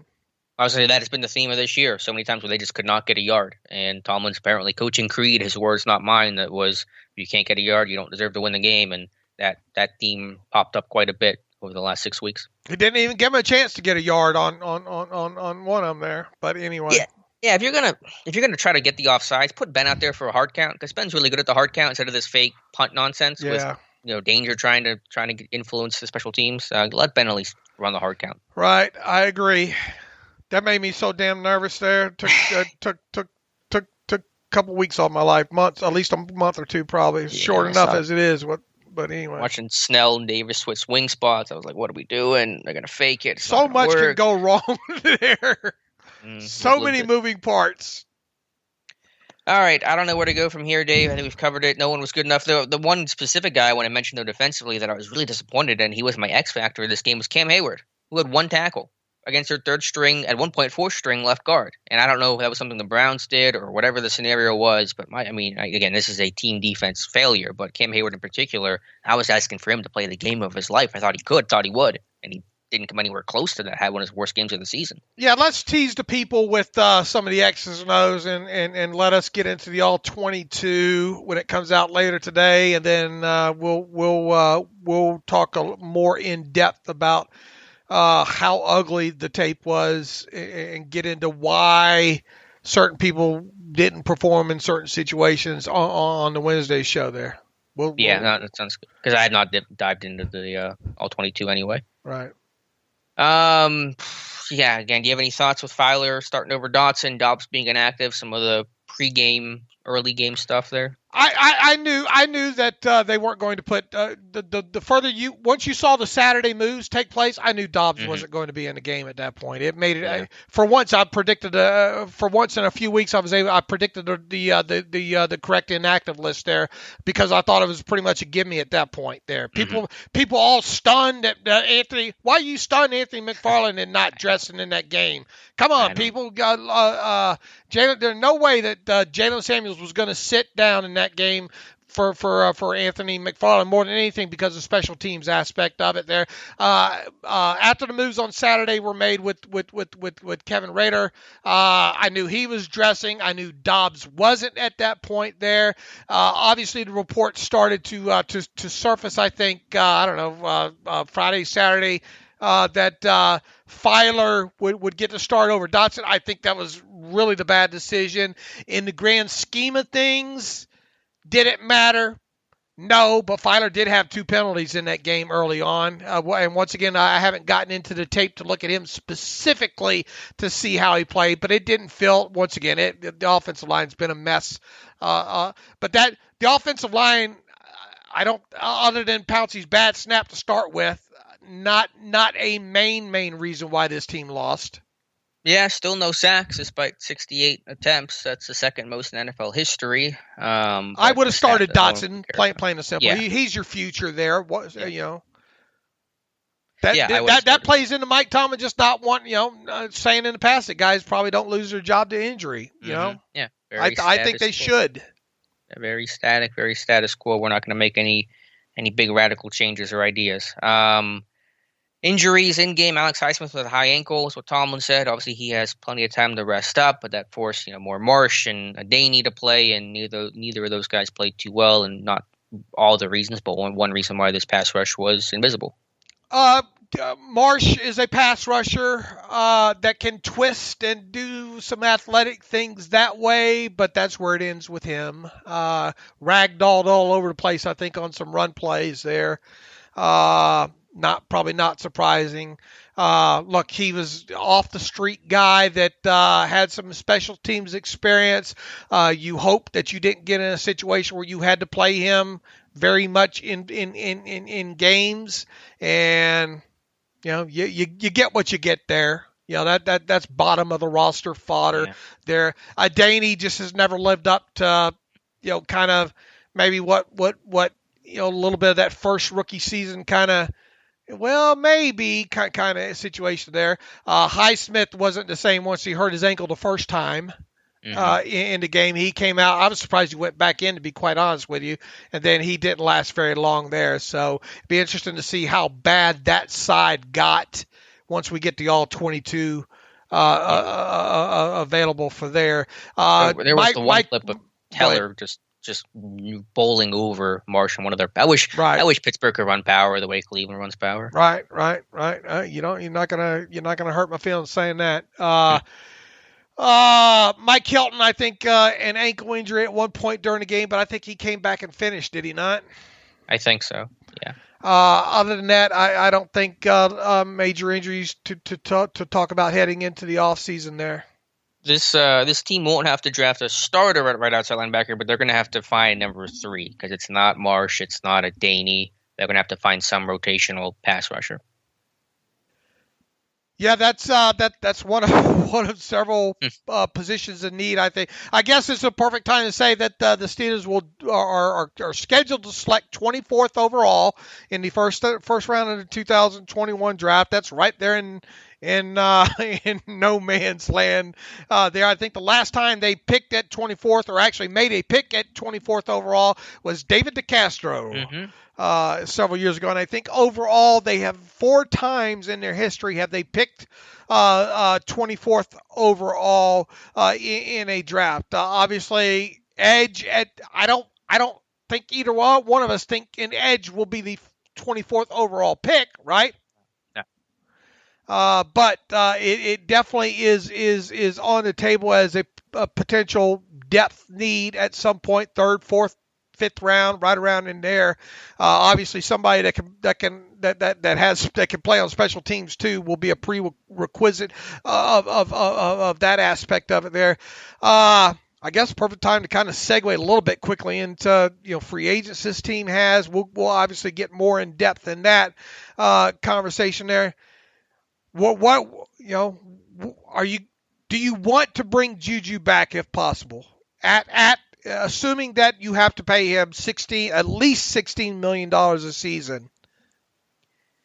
Yeah, I mean, I've always had the desire to bring Juju back. I think your roster is obviously worse without him. A lot of it just based on cap, and if you're going to pay him that money, you got to use him a little bit differently than the way you used him in 2020, which was just kind of a glorified check down option. He's got to be used more of a downfield guy if you're going to pay him $16 million per year. All right, and we still agree that there's no way Bud Dupree comes back, right? Right. Yeah. No way. I mean, I just can't. I mean, it'd be nice, but as we mentioned, even if he signed a 1-year deal, it's hard to imagine the Steelers being able to fit that into what what they need to do cap wise and all like that. Mike Hilton and Cameron Sutton. I mean, odds are, unless you can get them as cheap as what PFF thinks, which good luck on it. I think the better chance is probably to get Sutton back in some way, shape, or form. But even then, you're going to have to hope that you'd have to get it done before free agency starts, I think, because I think if he's allowed to hit free agency, he's gone. Yeah, I agree with you. He should be a little bit cheaper, but won't be cheap by any means. Just for the free agency approach, and you're right, we'll have a lot of time to talk about this now that the season's over. Your mindset is who is necessary to return. A lot of these guys you would love to have back, but who is necessary and required either because of their value is so high or because we don't have any in-house options or because their skill set's tough to replace. And so that might be the approach this team needs to take. Yeah, who is necessary really on that list?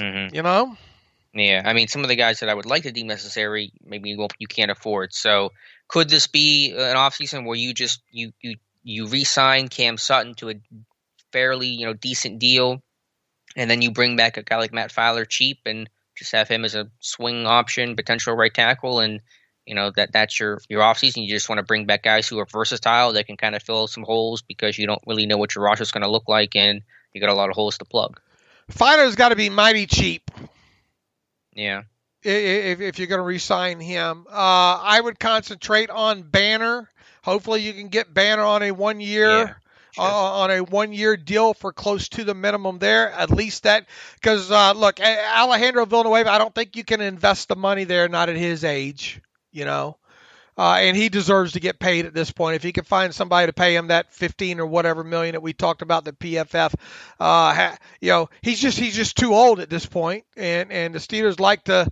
They're going to have to pinch wherever they can. So I don't think he's back. Let's run down the list real quick and give our initial quick will be back, won't be back. Just general yes or no. All right? In terms of what I think will happen or what I want to happen? No. In terms of what we think will happen, because nobody gives a crap what we think we should do. Gotcha. Alejandro Villanueva, and I'll only do the unrestricted guys here, okay? Just a quick yes or no prediction for us to have fun with later. Alejandro Villanueva, will he be back? Yeah. Don't hold me to all of these, but no. No, I'm with you. Avery Williamson. Yes or no? Yes, on some sort of cheap 1-year deal. No, for me. Bud Dupree. No. Cameron Sutton. Yes. You twist my arm throughout this season. I'm going to go yes with you here. Cassius Marsh. No, but also moot. Right. That's from the it don't matter file. I could see him back on here's a minimum deal. Can you make the roster? It's moot though. Chris Wormley. I'm gonna go no. I'm gonna go no too, just because they can't. I don't think they'll be able to afford him for over the minimum. There. Danny Isadora. Moot. Also no. I'm with you there. James Conner. No. Same. No. J-Ron Elliott. No. It's moot. It don't matter. Gerald Hawkins. Another. It don't. I say yes and yes on a minimum, but he's not locked into the 53. No. Jordan Berry. Yes. Really? I mean, he punted pretty well, and they've tried to go find other non-Berry options, and they worked. I mean, they could still. I guess he'd qualify maybe for at this point a minimum salary benefit deal. Yeah. So and then if he's not locked in, or you got to draft a punter. Competition. Yeah, I think they should draft a punter too. I'll go yes with you on Berry, but I'm not. We're not. By us saying yes on some of these guys, it doesn't mean we're locked into them making a 53. Sure. Let's just quantify that or qualify that. Jordan Dangerfield. Yes, cheap deal. Yeah, but you think another team might be looking at him? He's a damn good special teams player. If he can get it, he deserves it. But you think he'll be back on a minimum deal? Yes. Or 2 years, something to keep his. Yeah. I'm with you. I think something happens there. Joshua Dobbs. You re-sign him for the minimum. Yeah. And just let him compete and then go from there. Juju. This is a tough one, isn't it? Yeah, in terms of what I think will happen, I'm going to go no. I'm going to go no as well, too, although there is a scenario, depending on the cap situation, where you can make a $6 million, $7 million cap hit work, depending on the cap. But my gut feeling tells me that he's not going to be in a Steelers uniform next year. Matt Filer. My gut says yes. I'm not sure why. My gut says yes. I say no. I say he gets something from another team. Mike Hilton. No. No for me as well. Sean Davis. It's moot. Yeah, I mean, if it is, it's a minimum deal. Tyson Alu. Yes. I think somehow, some way, they put him on another 2-year deal. Yeah. Maybe get him back. He's one of the few that they re-signed. And look, do I think he plays out that 2-year deal? No, but I think you got to have him back for at least one more year. And you do a 2-year just to spread the money around. Right. Zach Banner. Yes, 1-year deal. Yes, for me as well too. All right, so who are the yes? My yeses would be Sutton, the ones that matter. Sutton. Mm-hmm. Does Berry matter? No. I need to start punter.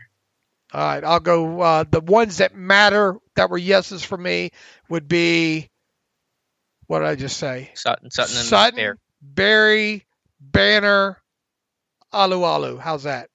And my list are those. I'd go Jordan Dangerfield too. Yeah, my list is all those names plus Matt Filer. Okay, all right. So there's that portion. Look, we'll be getting hard and heavy into this. It's going to help us to know. And we're going to be guessing for quite a while. My gut feeling, Alex, even to today, right now as we sit here on January 11th, is that the NFL and the NFLPA will do whatever they need to do negotiation-wise to make sure this cap stays at least flat at $198.2 million. That's my prediction.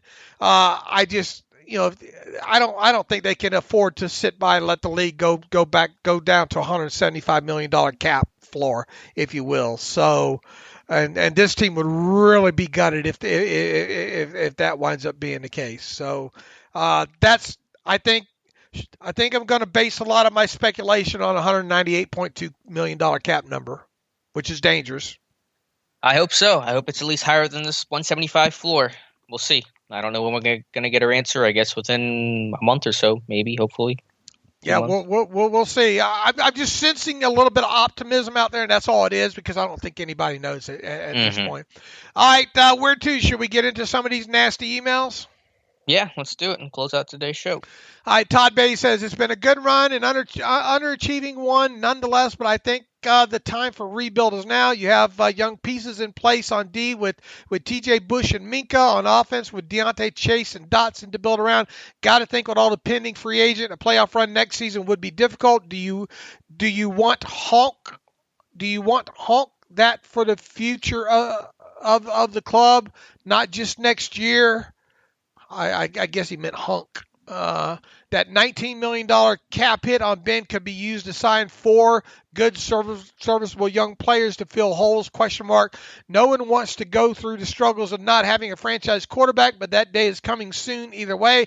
Just feel like start the process now would be a better trajectory for the club. Also, time has come to please get some more creative, innovative OC and DC to help get more out of the younger guys and better scheme to create mismatches and cover up deficiencies. Can't tell me that the Browns, WFT, and Bengals are more talented bunch than the Steelers. They were out schemed last night when they had to make the play in critical situations, blah, blah, blah. Thanks for the great coverage. You guys are the best. Most of all, keep me grounded, realistic about the team. All right, go ahead. Go ahead with that.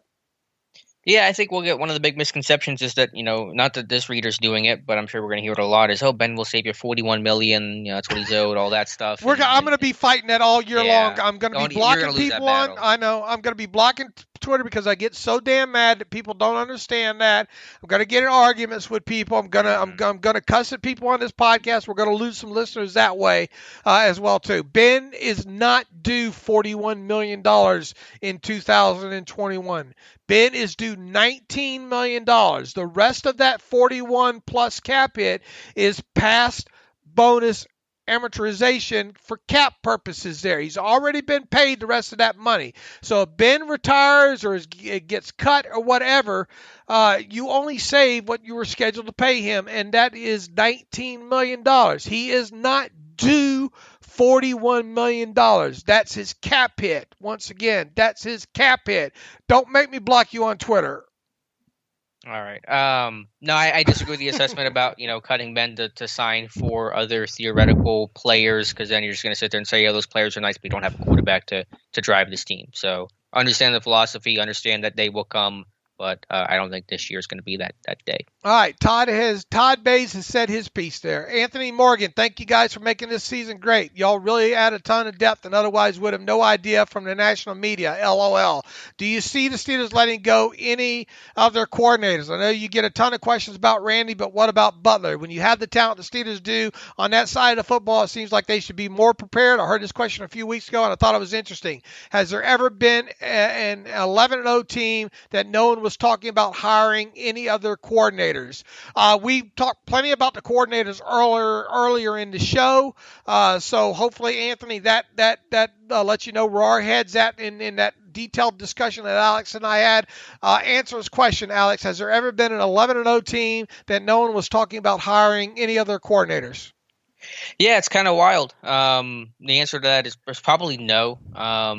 And obviously Fietner and Butler aren't going to get any looks, and probably will never get any sort of looks. It's a weird situation because Butler was the holdover and the heir to LeBeau, and Fietner was definitely a Tomlin guy, which may be a problem in itself. But yeah, it's rare for Tomlin Tomlin basically has no coaching tree, since becoming a Steelers head coach, and that is uncommon to say the least.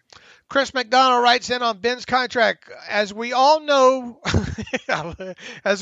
Ben's cap hit next year is $41 million. However, he is only set to earn $19 million. Boy, Chris got it right. God bless you, Chris. In my opinion, I think Ben wants to play out his contract, and I think the Steelers will let him. I think Alex and I are with you on that one, Chris. My question is, do the Steelers have to eat the entire $41 million in cap space in the 2021 season, or is there a way to smooth this out? For example, can they extend him in the offseason for an additional year to help ease the 2021 cap burden and then have him retire after the season? My thought is that he could do this, assuming he still earns the $19 million he was set to earn in 2021. Here's the thing: you would have to restructure. All right, he's due 15 of that $19 million. He is due in March. Okay, March, right after the start of the new league year. So then you would have to basically restructure him or extend him prior to paying him that. All right, then give him no new money as part of that deal, and then make him a post June 1st cap casualty. Or have him do whatever he wants to do, or you cut him after June the 1st, so that all that dead money does not come due prior to that. Does that make sense, Alex? That's a lot. Listen to it again, but yes. That's a lot of minutia to have a guy retire and all like that. Basically, it's going to come down to this: they'll make a decision whether or not Ben's going to play or not going to play in 2021 by the time he is due that March $15 million roster bonus, unless he agrees to move it back or something, Mm-hmm. Which I don't see. And no, Ben's not taking a pay cut or anything along those lines, I wouldn't think, right? Yeah, I'm not expecting. It'll be interesting to see what the extension could look like, but I've already laid it out. But yeah, but just whatever they end up, whatever direction they go, will be very interesting to watch and follow. I mean, if Ben comes to you and says, "Look, 2021's going to be my final year. Do what you want," then obviously you can add as many as 4 extra false years on that. You could pay him roughly $18 million of the $19 million that he's due in the form of a signing bonus. You take that $18 million and then spread it, divide it up over the 5 years. That's one way to lower his cap hit, some in 2021, but once again, that's not giving him any additional bonus money or anything, and basically it would be his option to get out of the contract in 2022 if he so deemed it necessary, whatever there. So I have all that laid out in the post that I wrote 2 months ago on Ben Roethlisberger and the salary. I'll keep bumping that thing. Mm-hmm. We'll talk about it more in depth here, but that's where they're at with him. Yeah, good explanation.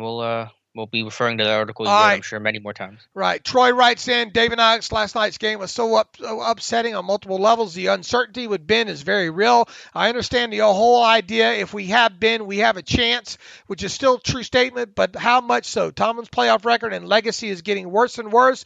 Is the conversation about this franchise being overrated for the past decade coming to fruition? I honestly do not know where this franchise goes from here. As I was watching the post-game press conference, I noticed a comment from a fellow viewer that stood out to me, which I never pay attention to those comments. We wasted a decade of a Hall of Fame quarterback, and that's in quotes. This is so true on so many levels. This franchise has asked Ben to do more and more each season, and that has been a recipe for disaster. Also, I understand the notion, as long as Ben is here, then Randy will be here, in quotations, but Randy has got to go, he says. I did not notice Tomlin answered pretty sternly when he was asked about slow starts on offense. Why is it so hard to imagine a well-known and proven OC coming to Pittsburgh and working with Ben and the talent we have? ? If Ben says otherwise, then Tomlin can do the same thing Ben did with Todd Haley. If Ben wants Randy to stay, then Ben's got to go. I think he's hitting on a lot of things that we talked about there. Sorry for the rant, but I want to know you guys' honest thoughts on what this franchise needs to do. Do we just pull the plug on Ben and blow it up, as some suggest, or do we retain him, keep who we can on defense, continue, blah, blah, blah? Have never seen a team implode like this team. Thanks for all you guys do. If you guys did the show 7 days a week, I would listen to all of them twice. Thanks for that, Troy. Don't have any ideas. Ben wants to come back. I think you let him come back, even if Ben gets to choose his offensive coordinator, because I think that's the only shot you have whatsoever at maybe winning something in 2021. I think Ben will be back. I think you let Ben come back if he wants to come back. End of story. Where it goes from there. You need a, regardless if you have been, you're going to have an as good as, or if not better, defense that you had in 2020, and I'm not convinced you're going to have that. I don't think you're going to be better in really any area than you were in 2020, at least on paper. I think to Troy's point is basically what I just wrote in the article this morning. That's Sticky's at the top. Steelers Depot saying that, these last 10 years have felt like a giant waste. 3 playoff wins, no Super Bowl returns, one AFC title game and a depressing one at that. This feels like a waste. Especially when you have the recency in there. You have back-to-back no playoffs. Then you have bookend by 2 playoff appearances with first-round bounces where you give up over 90 total. Alex, if you had told me this team was going to give up 48 points in this game, I would have thought you were as crazy as I am. Yeah, they haven't allowed 30 in a game in like 31 regular season games, and they get in the playoffs against a team that they've held in check for the last 2 games, and they give up 41 defensively. Crazy. Jelani writes in, thank you for the great show. As always, certainly not the ending we all were hoping for. Same issues. I just want to give you guys thoughts on, get you guys thoughts how things would be right now if Bud and Bush were still healthy. I don't think they would have helped on offense, but I feel like the run defense particularly faded late in the season. It didn't play as well as they did in the first half of the season. Also, I think the biggest loss, even after 2 years, is Mike Munchak. Do you guys think his loss, even until now, has contributed to the run woes? Look, the line hasn't been great, so chalk it up to whatever you want to. And age, loss of Munchak, whatever makes you feel better in that aspect. Munchak was good at what he did. All right, that's not the only problem though. As far as I don't want to get into the whole Bud and Bush thing because, look, we see other teams in the tournament still that have overcome injuries. They all had. Look at the Ravens and that offensive line, right? Yeah. Just look at that alone. The Browns, who just played this game as a ragtag group, just won. Right. I mean, that's why you have depth. You know, next man up. You know, cliche Tom, bumper sticker Tomlin. Right now, I don't want to get into that aspect of it. I think that obviously the loss of Dupree and Bush were big body blows for this team, but, and this is me getting very cynical, but I think it's easy to do after this loss. Even if they had stayed healthy, I don't know if this team wins a Super Bowl. They always find a way to underachieve and disappoint. That has been the mantra of these last 10 years, regardless of who's healthy, who's not healthy, whatever the case is, they always find a way to come up short. And I don't know if that would have been any different. All right, Jay Brabati, I had originally typed out an email with way more profanity, but decided against it. Main thing I want to say is to the fans who think Ben is washed up. This isn't his first 4 interception game. The guy led the team back from 28-0 through 500 yards, 4 touchdowns, and set a completions record. He didn't look like a man who was washed up. The mistakes were just too much, and he didn't look. I see where Jay Brabati's coming from. A point I made earlier in the podcast about, willy-nilly, people just don't throw for 500 yards in the game. But on the flip side, he did make those mistakes. A lot of them were on him. He goes on to say they want to talk about how he looked after the game. Did anyone look any better? ? It was a tough game to lose, especially having come back so far. This one hurts, though, guys. Tomlin's job is probably safe, but I'm not sure any coach in history has underachieved with as much talent as he has had. I think I think Alex wrote as much maybe this morning. It is disappointing. These last, especially this season, like I said, the Ben going down in 2019, that played a big role in that. This was supposed to be the year if there was going to be a year. Yeah, here's what I wrote at the end of the article this morning for Steelers Depot. I said, Roethlisberger was supposed to get another ring. Now it's unlikely to happen. And when he's gone, good luck predicting when the Steelers will ever be in the hunt for another. And people just think you just trade or just get the next franchise quarterback off the tree. But well, fans who remember the transition from Bradshaw to Ben, was a long time in between. Yeah, they just don't happen like that in today's NFL. The 2020s are about to be the 1980s for Pittsburgh Steelers fans. Yeah. Let's see. Anyways, thanks for the always excellent coverage, and look forward to draft next season. Here we go, Steelers. Here we go. Thank you, Jay Barbati. Robert Dugan writes in, is this the end? Thanks for the incredible season on the site and the podcast. Feeling very low today after a nightmare game. With the expected cap situation, all of the free agents and the Steelers unfortunately won't be able to sign Bud, Juju, Connor, Big Al, and Hilton as the ones that jump out. I think Ben is back next year, but realistically, it doesn't seem like this is a real playoff contender with all those free agent losses. Is it time to start investing in the O-line with a view to protecting the Steelers' next quarterback in 2022? ? And is the next Steelers quarterback coming from the draft, or so the Steelers try to get Darnold or a Wentz to make it work? That doesn't sound great, but look at Tannehill at Tennessee. Sometimes a new team can change a quarterback. Rob, appreciate the email. I'm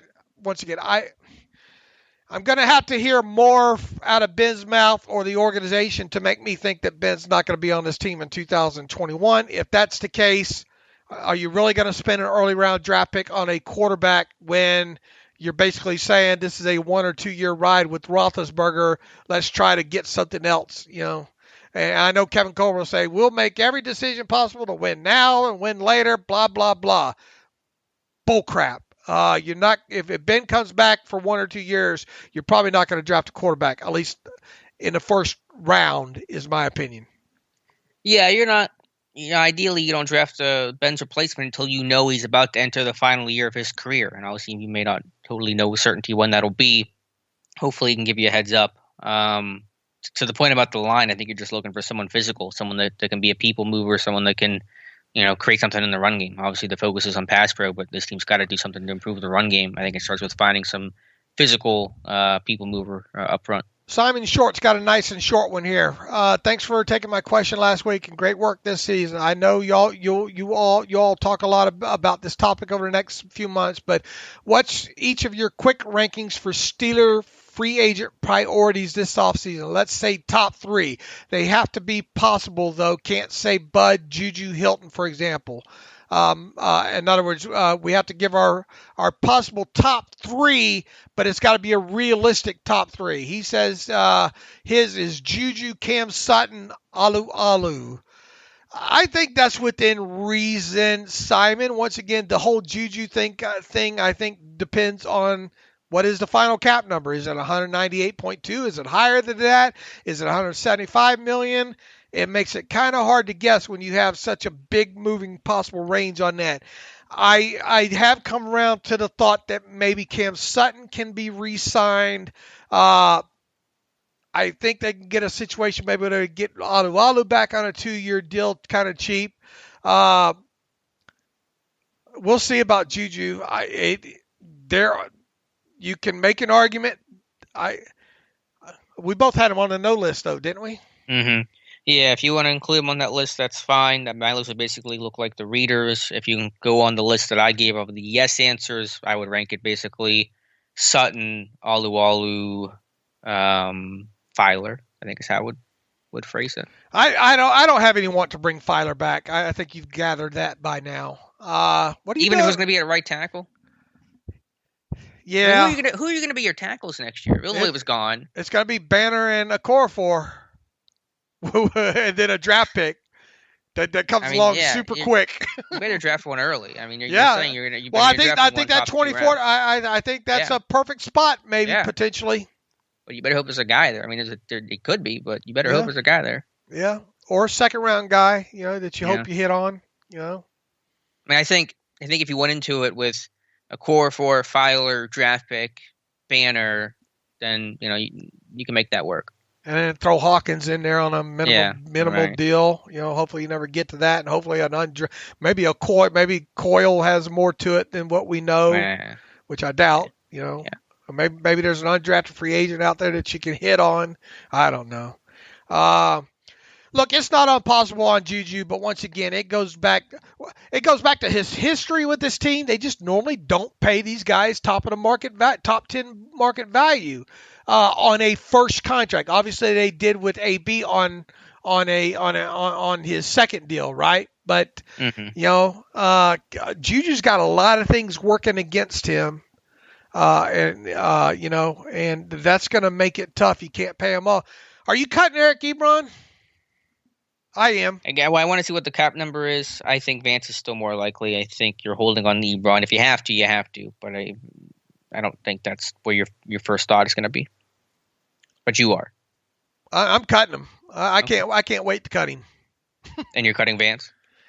I would go to Vance and say, look, if you want to stay, play for, we got to drop you down to a minimum salary. And if not, you got to get on out of here. Probably going to just retire because he's like 33 and has had a lot of injury issues. What are you doing with Vince at his number?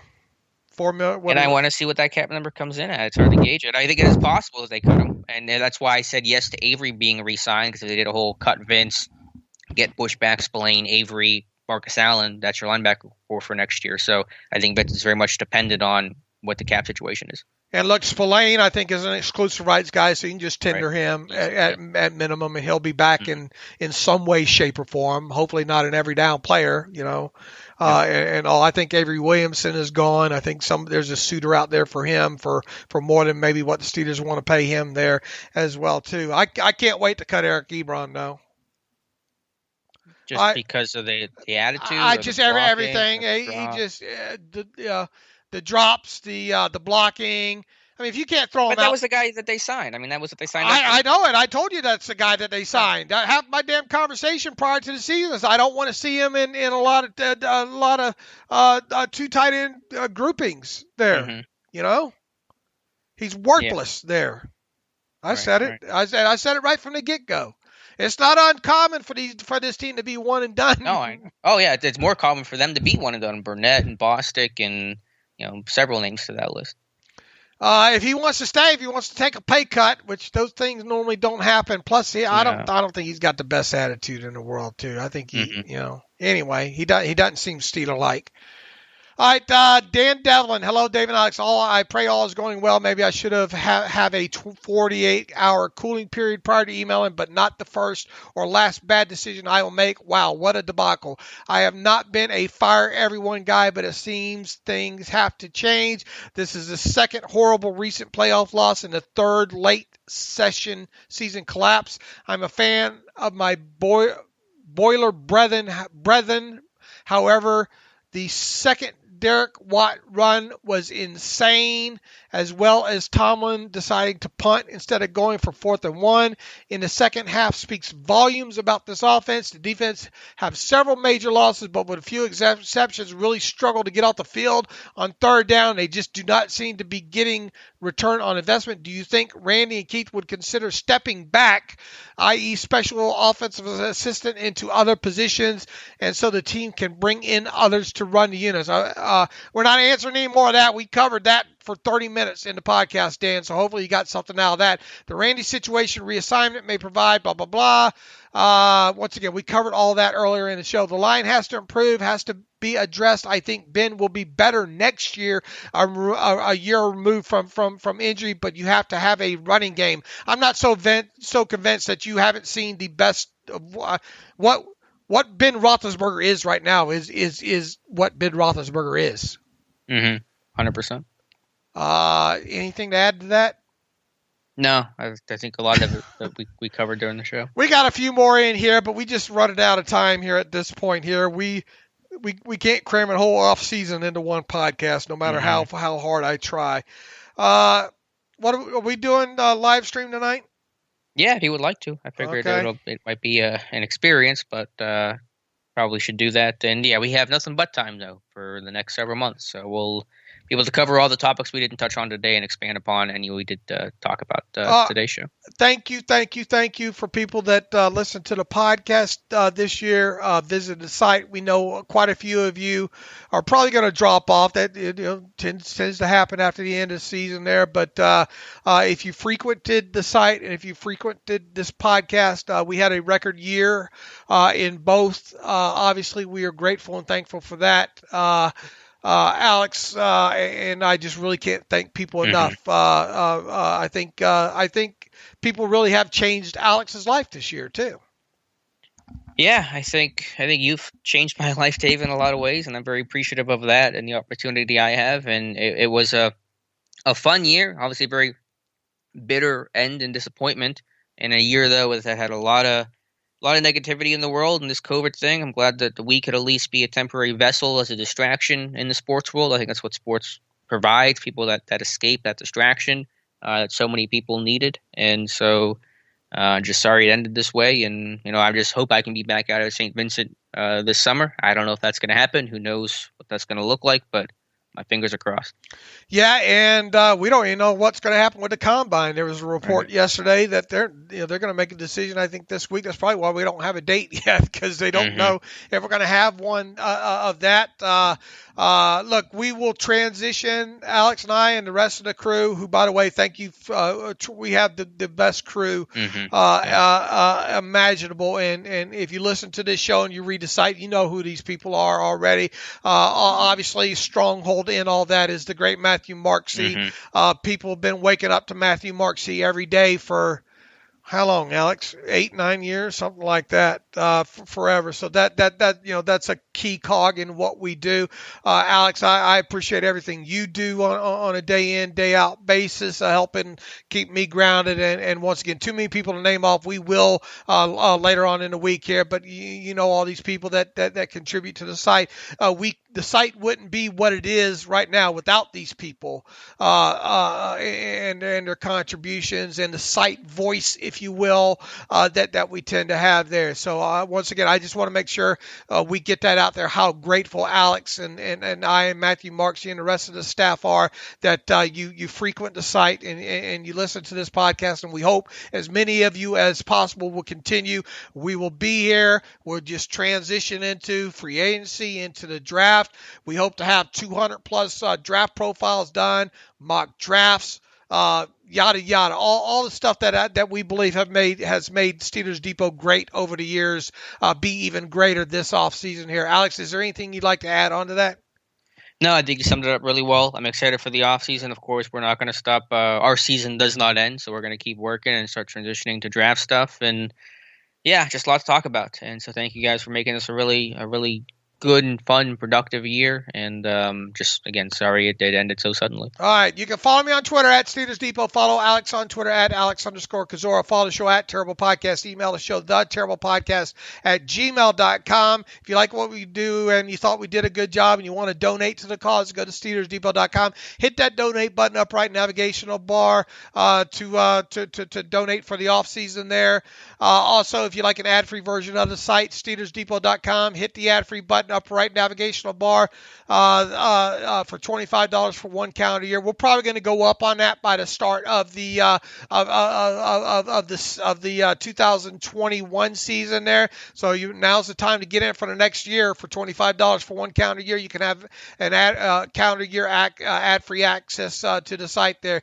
Thank you. Join us on the YouTube live stream later on tonight. And if you come back and be with us on Wednesday, Alex and I will continue running these shows about 3 a week for the next couple of weeks. Then we'll click down into off-season mode where we go to 2 a week there.